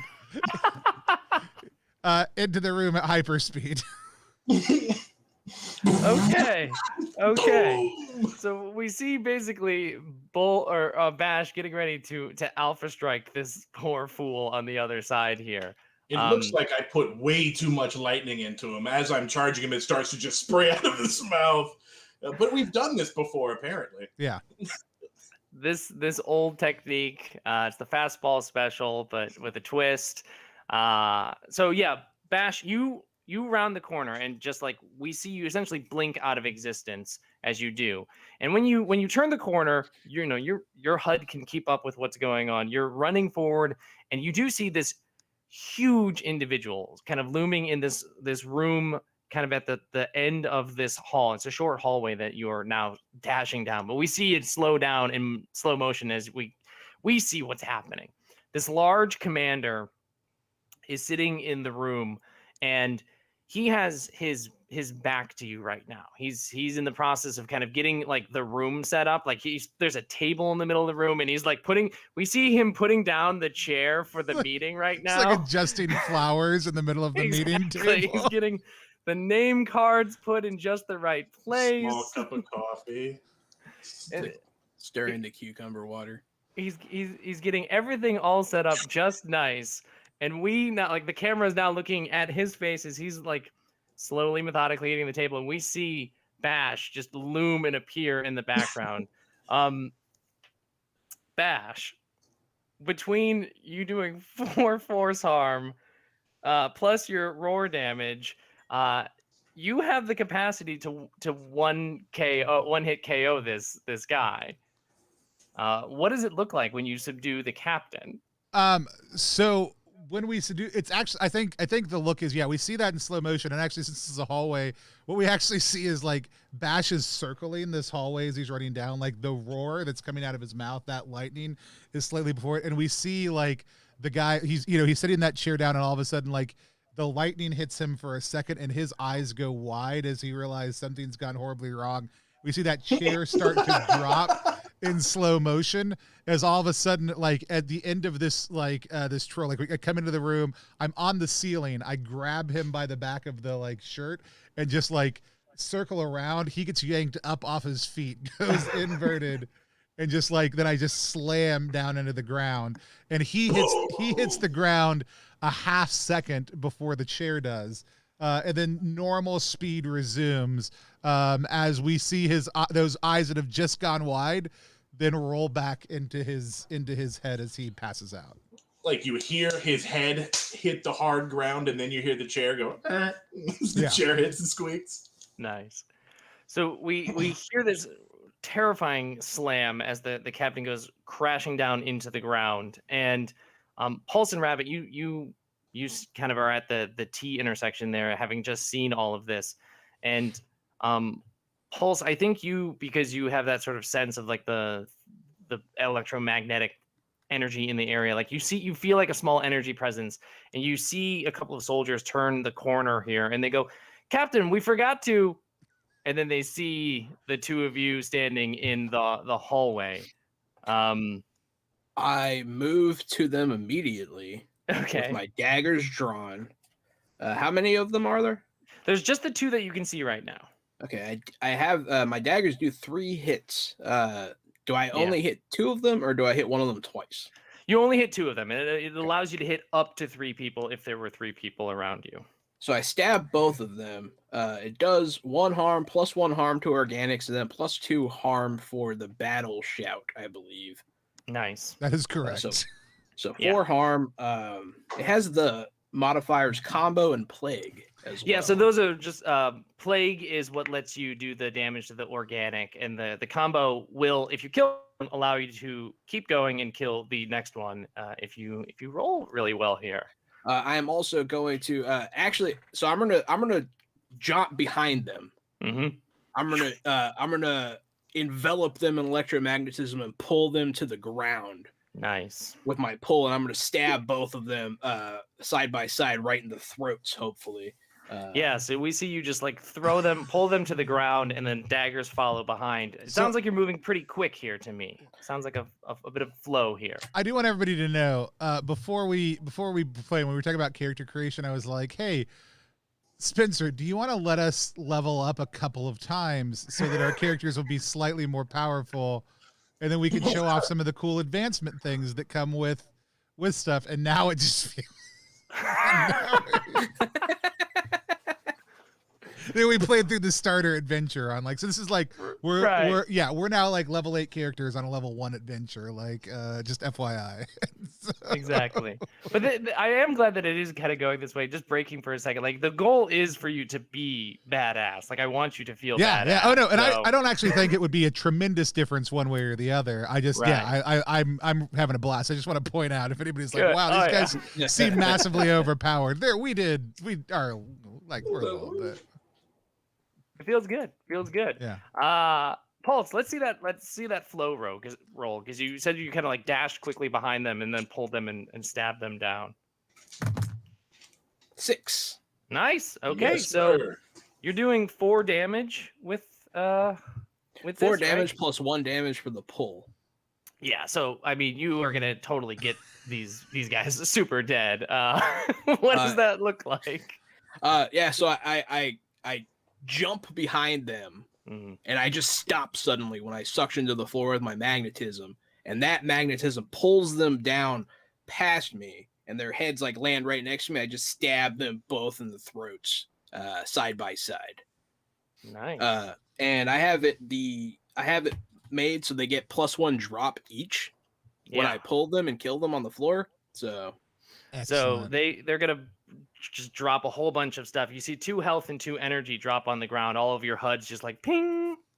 There's drops available for folks. I need that energy. Go for it, man. You can have the energy if I can have the health. Absolutely. So I will convert one of those health into energy with my passive. Yep. And then I will actually take the health. Yeah. Nice. I'm all healthed up, but was all energied out. I imagine so. What with the roaring and the bull charging, that worked out great. It helped me a lot. You've got the captain just smashed on the ground. He's out cold. These 2 died very quickly and efficiently, which means you haven't really attracted too much more attention as far as you can tell. Now, like you can hear there's boots echoing off the halls because it was very loud when Bash did Bash's thing. But these 2 just happen to be coming back to tell the captain about something that was forgotten. So you know that there are people coming this way. You can hear kind of the hurried boots. So what do you want to do with the current situation? Go. Good. We good? All right. It seems like we need to find a way out. Yeah, I think we got to make a left, a right, and a right to get out of here. Yes. Yeah. Okay. So do we know the way to get out? I mean, Good. if we did 2 lefts, if we did 2 lefts and a right on the way here, we should do a left and then 2 rights. Perfect. We did it. You solved my one puzzle. Very good. Very good. So yeah, I mean, Bash, how are you? Are you just like slinging like a sack of potatoes, this captain, or like how? Yeah, are you all... I actually think that the he basically Bash has a staff also too, but basically wraps lifts up the captain and puts him so that he's like between my head and the like his feet are wrapped around my staff. And his the middle of his back is against my head. Nice. So, Who's kind of taking point on the exit? Like who's leading the way? So initially Rabbit was going to, and then he sees down a small hallway one of those groups of guys coming and can't help but dive in and like Okay. I got all these electric powers. I gotta use them. I hear you. So you do So- see a squad coming in. There's 4 more soldiers coming in. The standard troopers with rifles. They're boots. They're hustling towards you. Now they look slow in Rabbit's perspective, but Rabbit, what are you gonna do with these people? So first, I'm going to use my bolt skill. It has +1 harm and chains to nearby enemies. And as I see them, I look over, use my bolt, and then dive in right behind my bolt with my staff.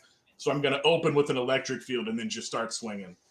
Nice. So does it look like literally like a Palpatine sort of lightning bolt from your hands, or is it like absolutely looks like a Palpatine type? I used to play the crap out of Star Wars Battlefront as a kid, and then Battlefront 2, and then the new ones also, even though they're trash. Palpatine is my jam. I love Force Lightning. Oh yeah, baby, give it to me. Lightning wave. We are the same. You and I are the same. Very good. Yes. So yeah, we see this lightning bolt kind of go like flying out of Rabbit's hands, slams into 2 of the soldiers, shocking them, and then you quickly dash behind them and you swing your staff. It sounds like you're moving obviously quick here, Rabbit, to take advantage of this window of stun. So roll a flow roll for me. Flow. 6, 2 6s actually, but I know it's just 6. Turns out Rabbit's very good at flow. So Rabbit, what is the breakdown of your weapon? How does your weapon work? So my weapon, it's melee equilibrium is the name of it. It has 1 hit, 3 harm or hits, and 1 harm. Yes. So I think I just want to hit with it 4 times on the 4 guys. Nice. That's a thing.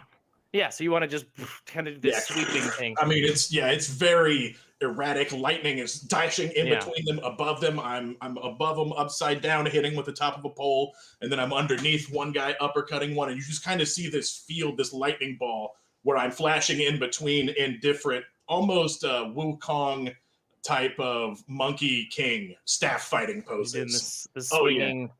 And because Bash roared earlier, you do still have some additional harm on your attacks here. So guess what, Rabbit? What does it look like as you knock out these 4 soldiers? So like I said, it just becomes this chaotic lightning ball of me flashing around, hitting people, and one by one guy launches against the wall, he hits unconscious another guy, and then at the end, the other 2 guys just land, and everybody's slowly smoking from the electricity. And you get the sense that I didn't really need to fight those guys as I go back to leading the way out. Yeah, there's a big pile of 4 energy at their feet, actually. Great. I need a whole boatload of energy. I need some energy. So you all need 2, actually. Does anybody else need any? I would love to. Oh, are you down, Johan? I'm down 4. But I have 2. I'll take 1. Why don't we each take 1? Yeah, that'll put us each at 3. Nice. Cool. So you all energy up for a little bit. Rabbit has the detour real quick to use the staff, kind of burn off a little energy, and you make it outside to that guild member's ship. No! It seems like somebody shot a hole in this ship. Yeah, if you do say that, then you will hear the person from inside the guild member will go, "Okay, deal's a deal. Time to let me out." Yeah, it says, can we, even though there's a hole in the floorboard of this ship, did it render the ship inoperable or just the pilot? You rendered the ship. It's not going to go into space anytime soon. It could like fly around on the Martian surface, but it won't go up into orbit where your ship is. But we can use it as a getaway vehicle, at least for a little bit. Yeah, but I mean, we're not that far from our drop ship either, right? Right. Not super far. Yeah. I will unmangle the door, or more mangle the door. One of the door becomes in some differently shaped form mangled. You have to do the math to decide is more mangling gonna fix it or less mangling. Just rip it like fucking tinfoil. Does this ship have an autopilot? Absolutely. Like the functioning? Guild. Yeah, I mean you turned off the comms and everything, but like the the ship totally functions if you Can I turn it on. program it to fly into the reactor? God, that was exactly what I was hoping you would say. You absolutely can program it to do that. I do want to see. I want to see a focus roll to see, like, because I do think this takes like time and patience for you to do, and this is maybe a little bit more advanced than just like. Oh, and this is stripping the like, this is manifest. while I'm like, oh, I mangled it the wrong way. Like, we don't want him to know we're doing this. Right. Let me try mangling it the other way. And like, Are you touching my ship? there are holes, like there are holes coming into the door as like I'm like, Right. tearing, but it was like, oh no, I didn't do it quite right. Hold on. I got a 5. All right, 5 will do. 5 is a full success. So yeah, you managed to program the ship. It will, like, do you want it to like do it right away, or like are you sending it on a delay of some kind? What is it? I want it to go up, circle, and then do it at the right time. I want to be walking away from the explosion like cool guys. Yeah, we're and have our ultra cool shades that go outside of our even cooler shades. That's right. Come Eventually, I've across got so many shades, I'm going to actually need a pair of aviators to go over the whole That's stack. right. So I, as soon as the door gets out, like I want to pitch that he like goes to like reach out, and I just grab his arm and pull him up again. And I say, we should get you to safety.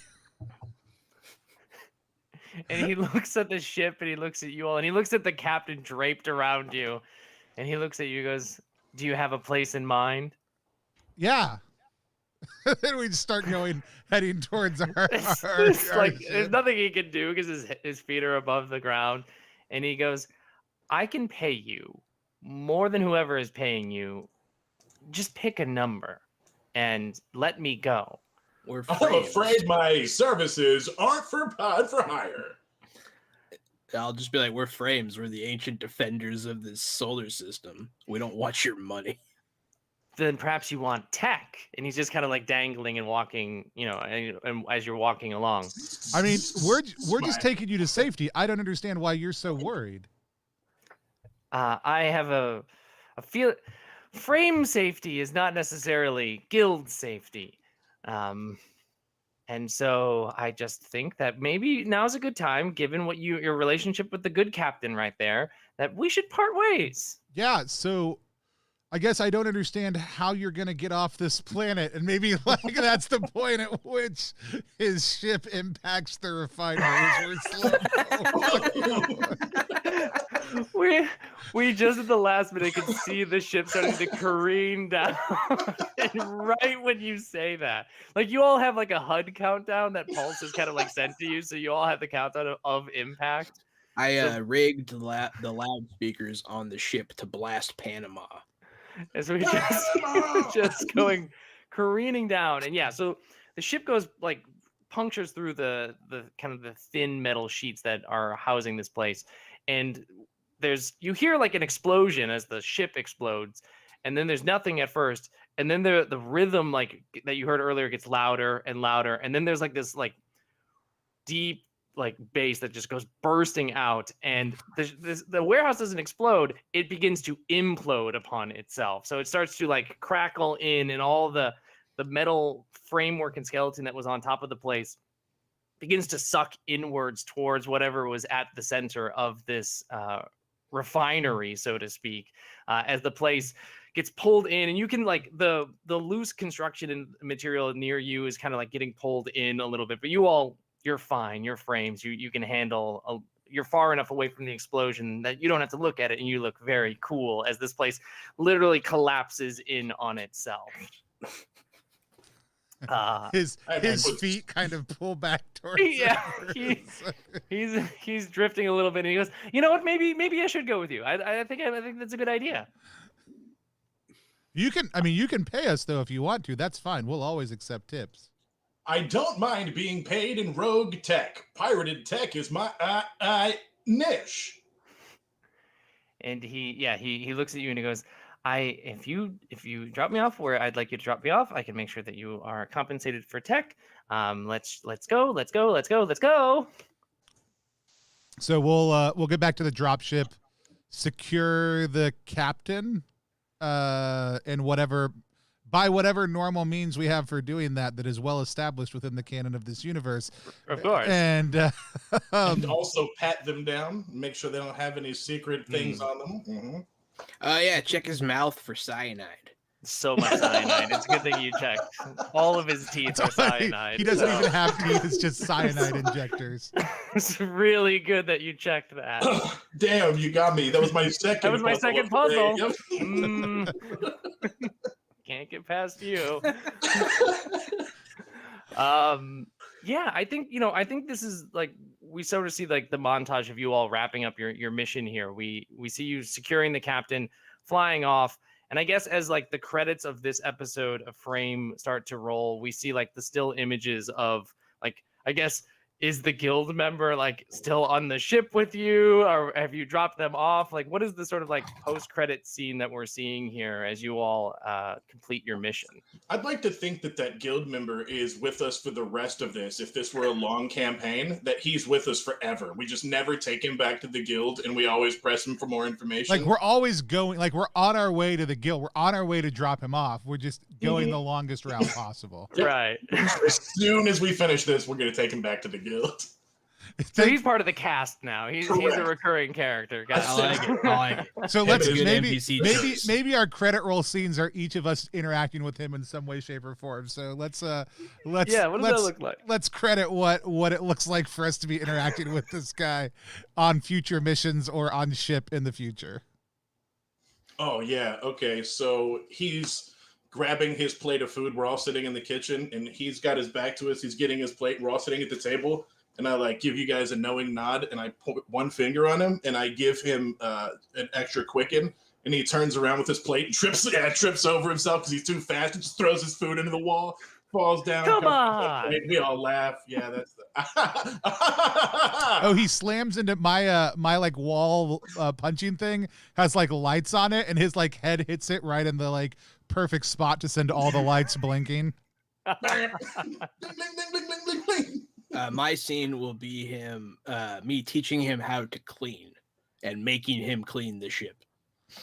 So he's wearing like, he still has his gold clothes that he will never take off, but you can see that he's wearing like a full like hazmat suit over them so that he doesn't get them dirty as he's cleaning, and he's like getting into all the crevices and parts of the ship that you need him to clean. We see what looks like kind of almost a tender moment of like me, like it looks like I'm like cradling him in midair, right? Like, and it just looks like maybe I've like saved him or protected him, and then we zoom out and you realize that we are plummeting, and there's just a group of bad guys down below us. I'm just like holding him. That's a good as one. I prepare to cannonball onto a group of people, like looking straight into his eyes. I've got another good one. We're in the cockpit and we're getting right to an asteroid belt, and we push the thing all the way forward in full throttle and cover his eyes. He's just screaming with his eyes closed. We do another one of those. We get really near the place he wants us to drop him off.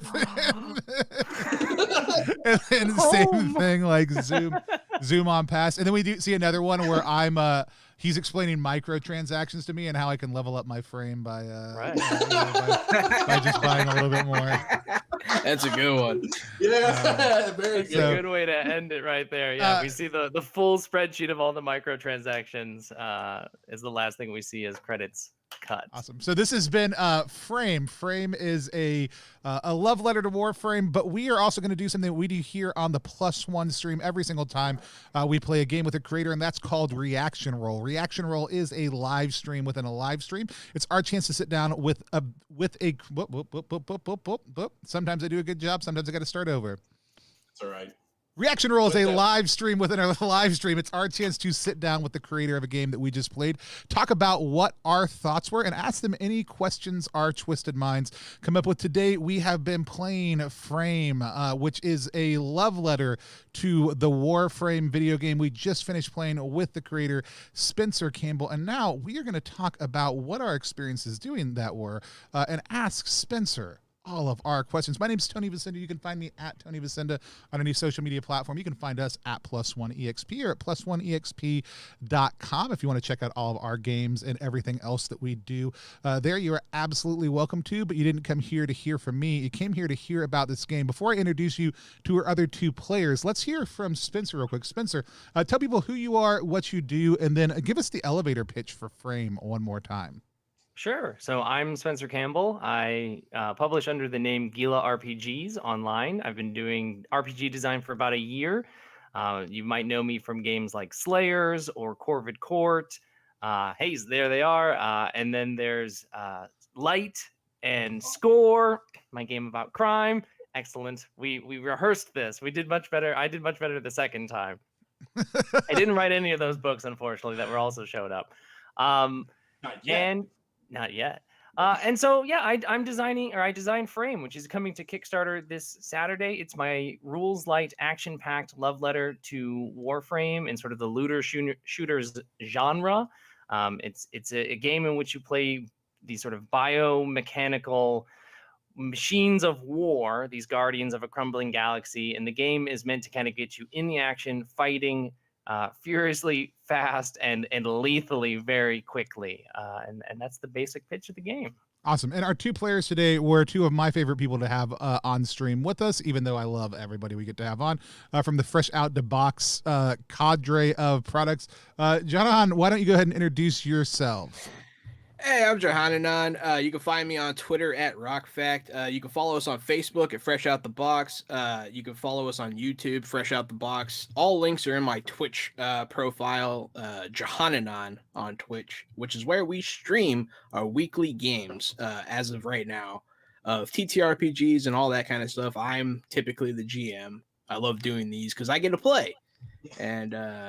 And obviously, I have my partner here. Where is he? He's right here. Above you.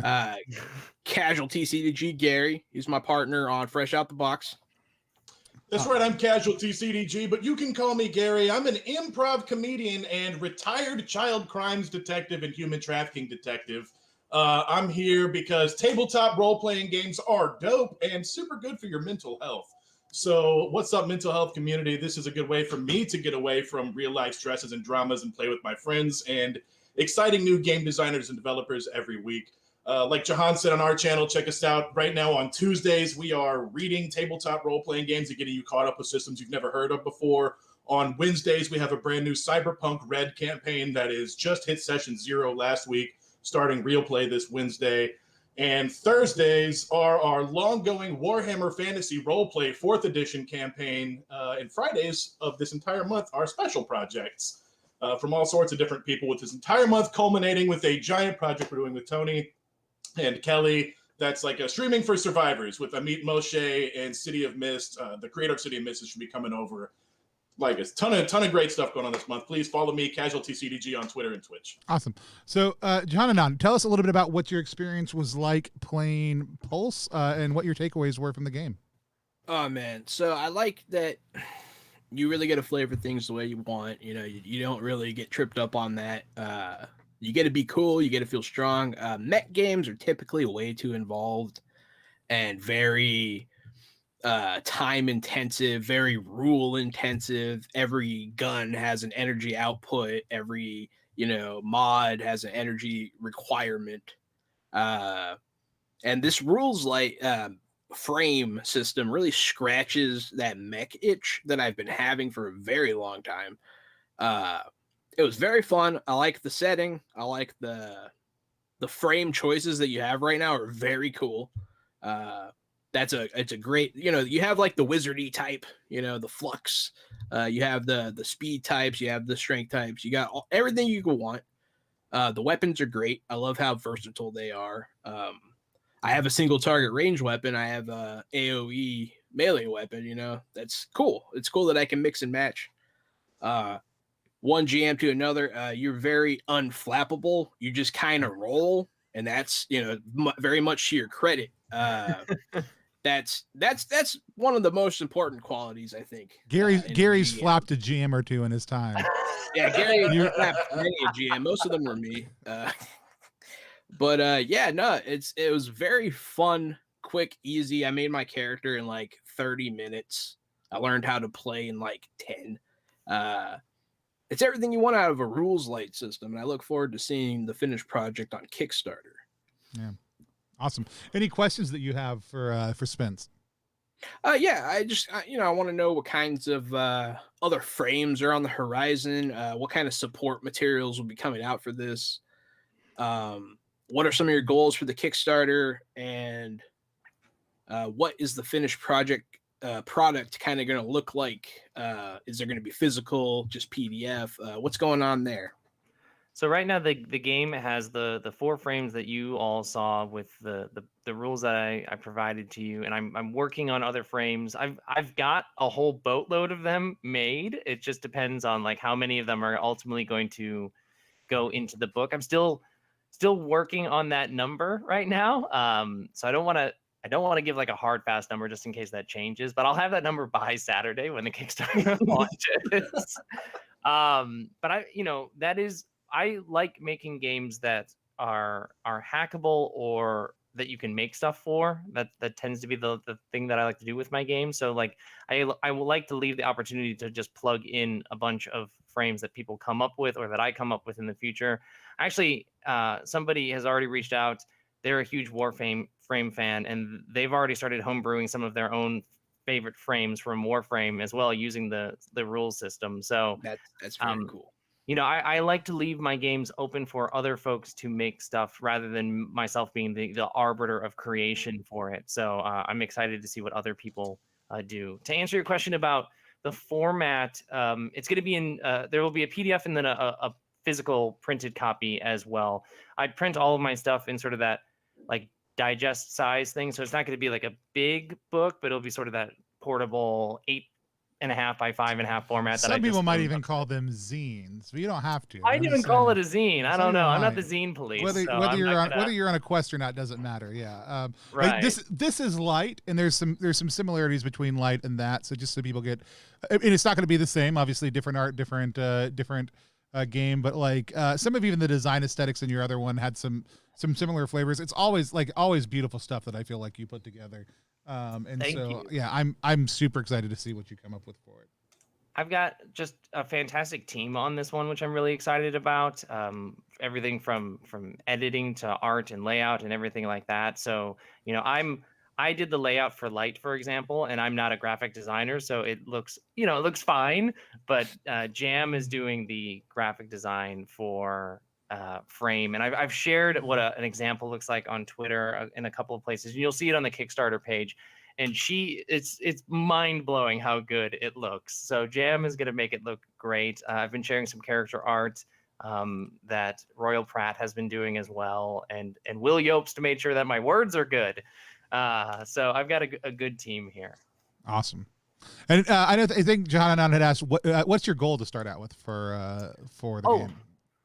Yeah, the goal right now is it's $2,000 right now is the goal for the Kickstarter. I'm not going. I want to avoid doing stretch goal bloat and adding a bunch of stuff because that always ends up delaying games and making them too big and stuff like that. My stretch goals, at least the first stretch goal, is all towards paying the team more, increasing rates of pay or getting pay bonuses to all the teams. So for me, I just want to hit the goal so that I can make the game, and then more overfunding helps pay the incredibly talented team even more, which is good to me. Yeah, that's very cool. You're going to hear from Gary in just 1 second. Incompetent user. Sorry, I was an incompetent reader there for a second. Incompetent user wants to know, as you gain more experience developing RPG systems, what is something you used to struggle with that you don't struggle with anymore?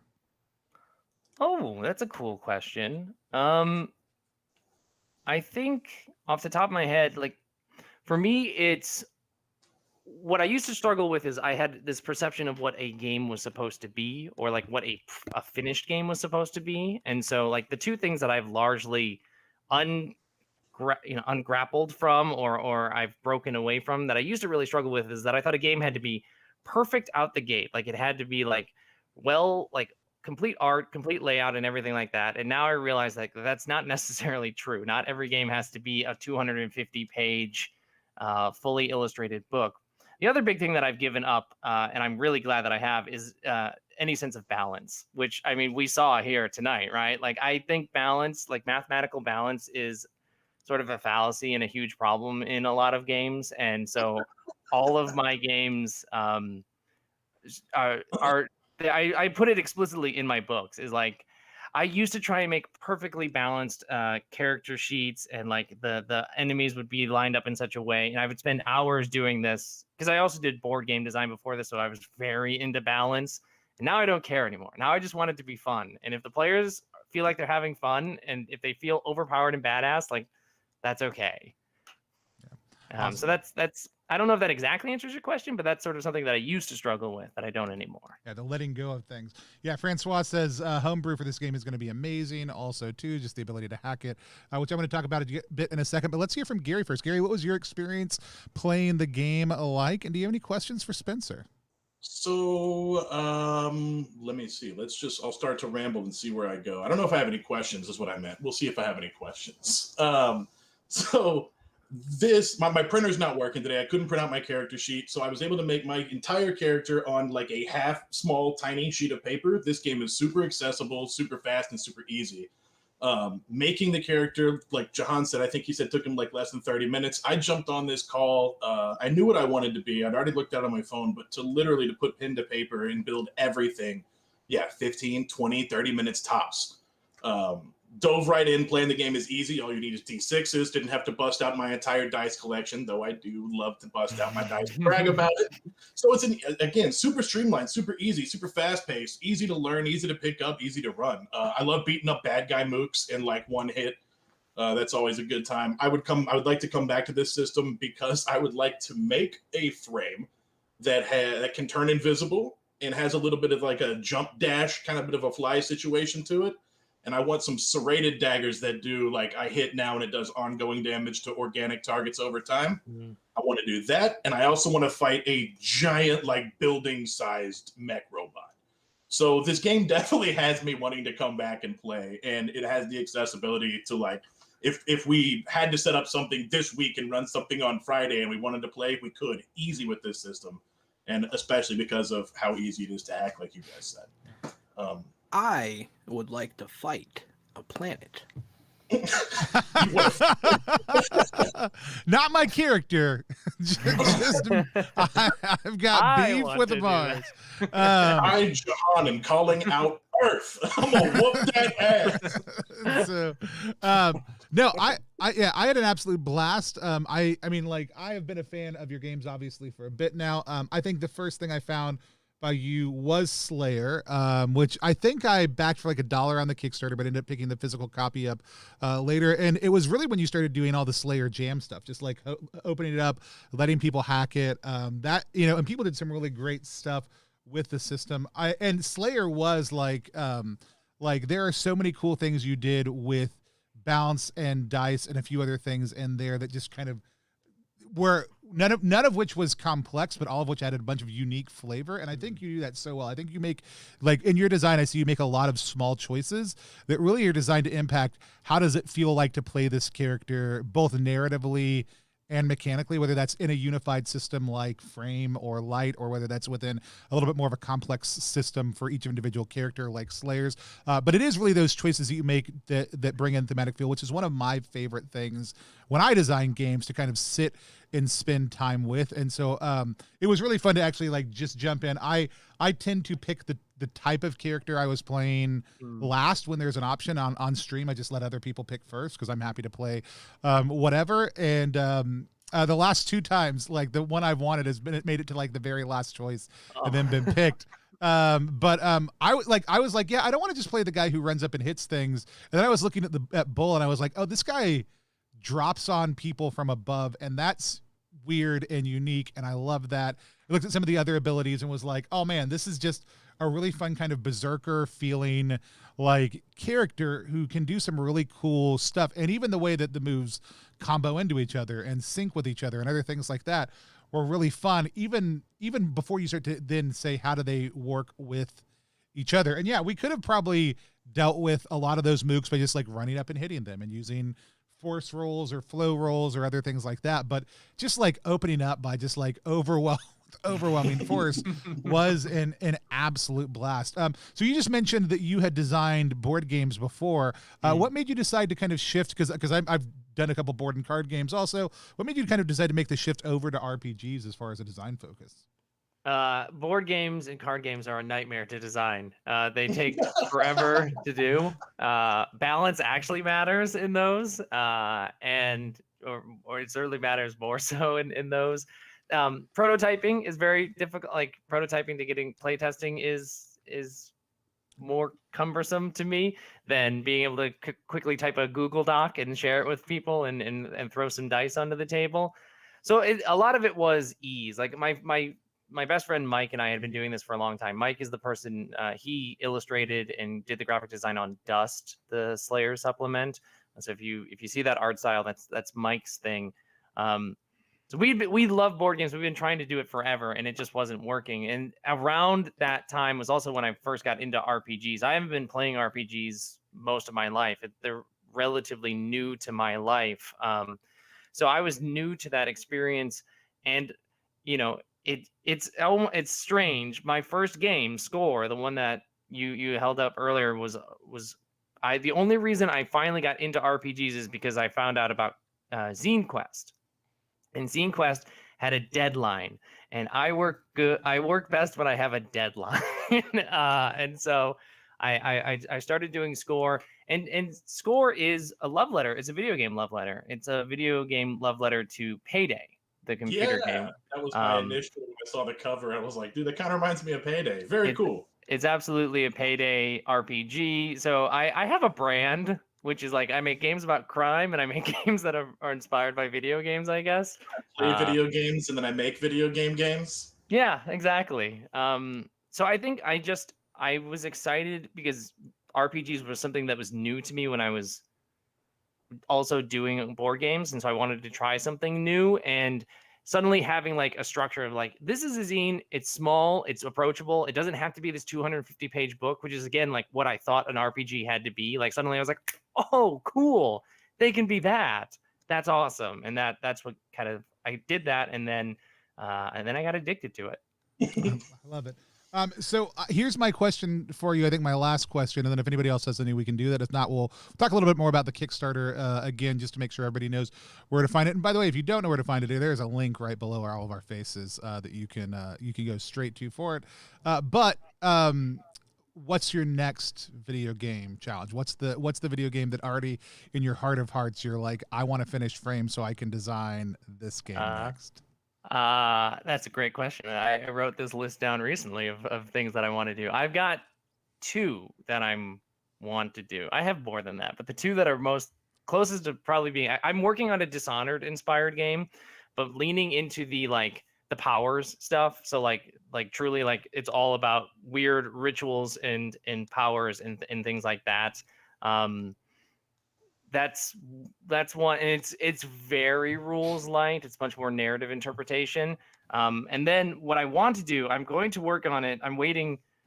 Nevin Holmes, Adam Bell, and I have agreed to make a Bloodborne inspired game based off of the Dice Souls system that Chris Bizet is releasing. And so Nevin and Adam and I are huge Bloodborne fans, and so we're waiting for, like, we've been trying to schedule a time for us just to play Dice Souls so we can start designing. But once we get that down, we're gonna get into the Bloodborne stuff. Because I freaking love Bloodborne so much, and so I want to make. And I think Chris has done something really spectacular with Dice Souls. Yeah. And so I'd love to make like a hack inspired by Bloodborne with that. Yeah, if you go to loottheroom.com.uk, maybe Google Loot the Room on the internet. Loottheroom.uk. Loottheroom.uk. Dang it. Then you can find all his stuff. And so like I said, I've had an absolute blast playing. Tell people one more time when the Kickstarter goes live and where they're going to be able to find it. The Kickstarter is going to go live this Saturday, March 13th. You'll be able to find it at, let me see if I get this right, Tony. It's ttrpg.link/FrameKS. That is correct. Oh, yes, I did it. Yes, I did it. I got the link. That's way easier than the other link, but it's also down below. You can follow me on Twitter at Gila RPGs. I'll be shouting about it for the next 3 weeks, so you'll see the link over there as well. Awesome. I think that's everything. And we'll hopefully have a polished review up and ready to go by Friday night for you to drop on the page if you want to, or at least share out the morning of launch. Also, too, Gary also did think of a question. I did. Hey, what's your favorite and least favorite die sizes? I hate the D20, even though it's so classic. I really don't like the D20. I think my favorite is the D10. The D10 is my favorite. It's very hard for me to explain why. That's just like my gut reaction. It's one of those word association things. But I think also because one of my favorite systems is Spire. And like the original, like the resistance system runs on D10s. And so I think the D10 will always have a special place in my heart because I just love Spire so much. Least favorite, I don't know. I guess it's probably the D20 because it's not in any of my games as far as I can remember. Like, I don't think I've made a single game that has a D20 in it. One of the reasons I ask you is because I want to see if I can push myself and inspire myself to use the D20 in a system that I designed, since I hate it so much. And so maybe if we figure out what dice we like and don't like, we can inspire ourselves in new ways. Mayhaps. I'm such a dice pools kind of person. I love dice pools, and dice pools with D20s is unruly, but but who knows? Maybe that'll be the challenge I give myself. Make next. A literal pool of dice, climb into it, and that's then the mechanics begin. It's our new Kickstarter. It's called Dice Pool. Actually, we just fill up a kiddie pool with dice. I'll say this. I'll sign off by saying I really hate the percentile dice while having no negative feelings about the D10. Like, they are literally the same dice, but it just bothers me. That's fair. I love percentile dice. And with that said, we're just gonna wave at the screen until I take us off the air. Thanks, guys. We'll see you next time. We're playing Coyote and Crow on Wednesday. Come on back for that. I'm super excited about it.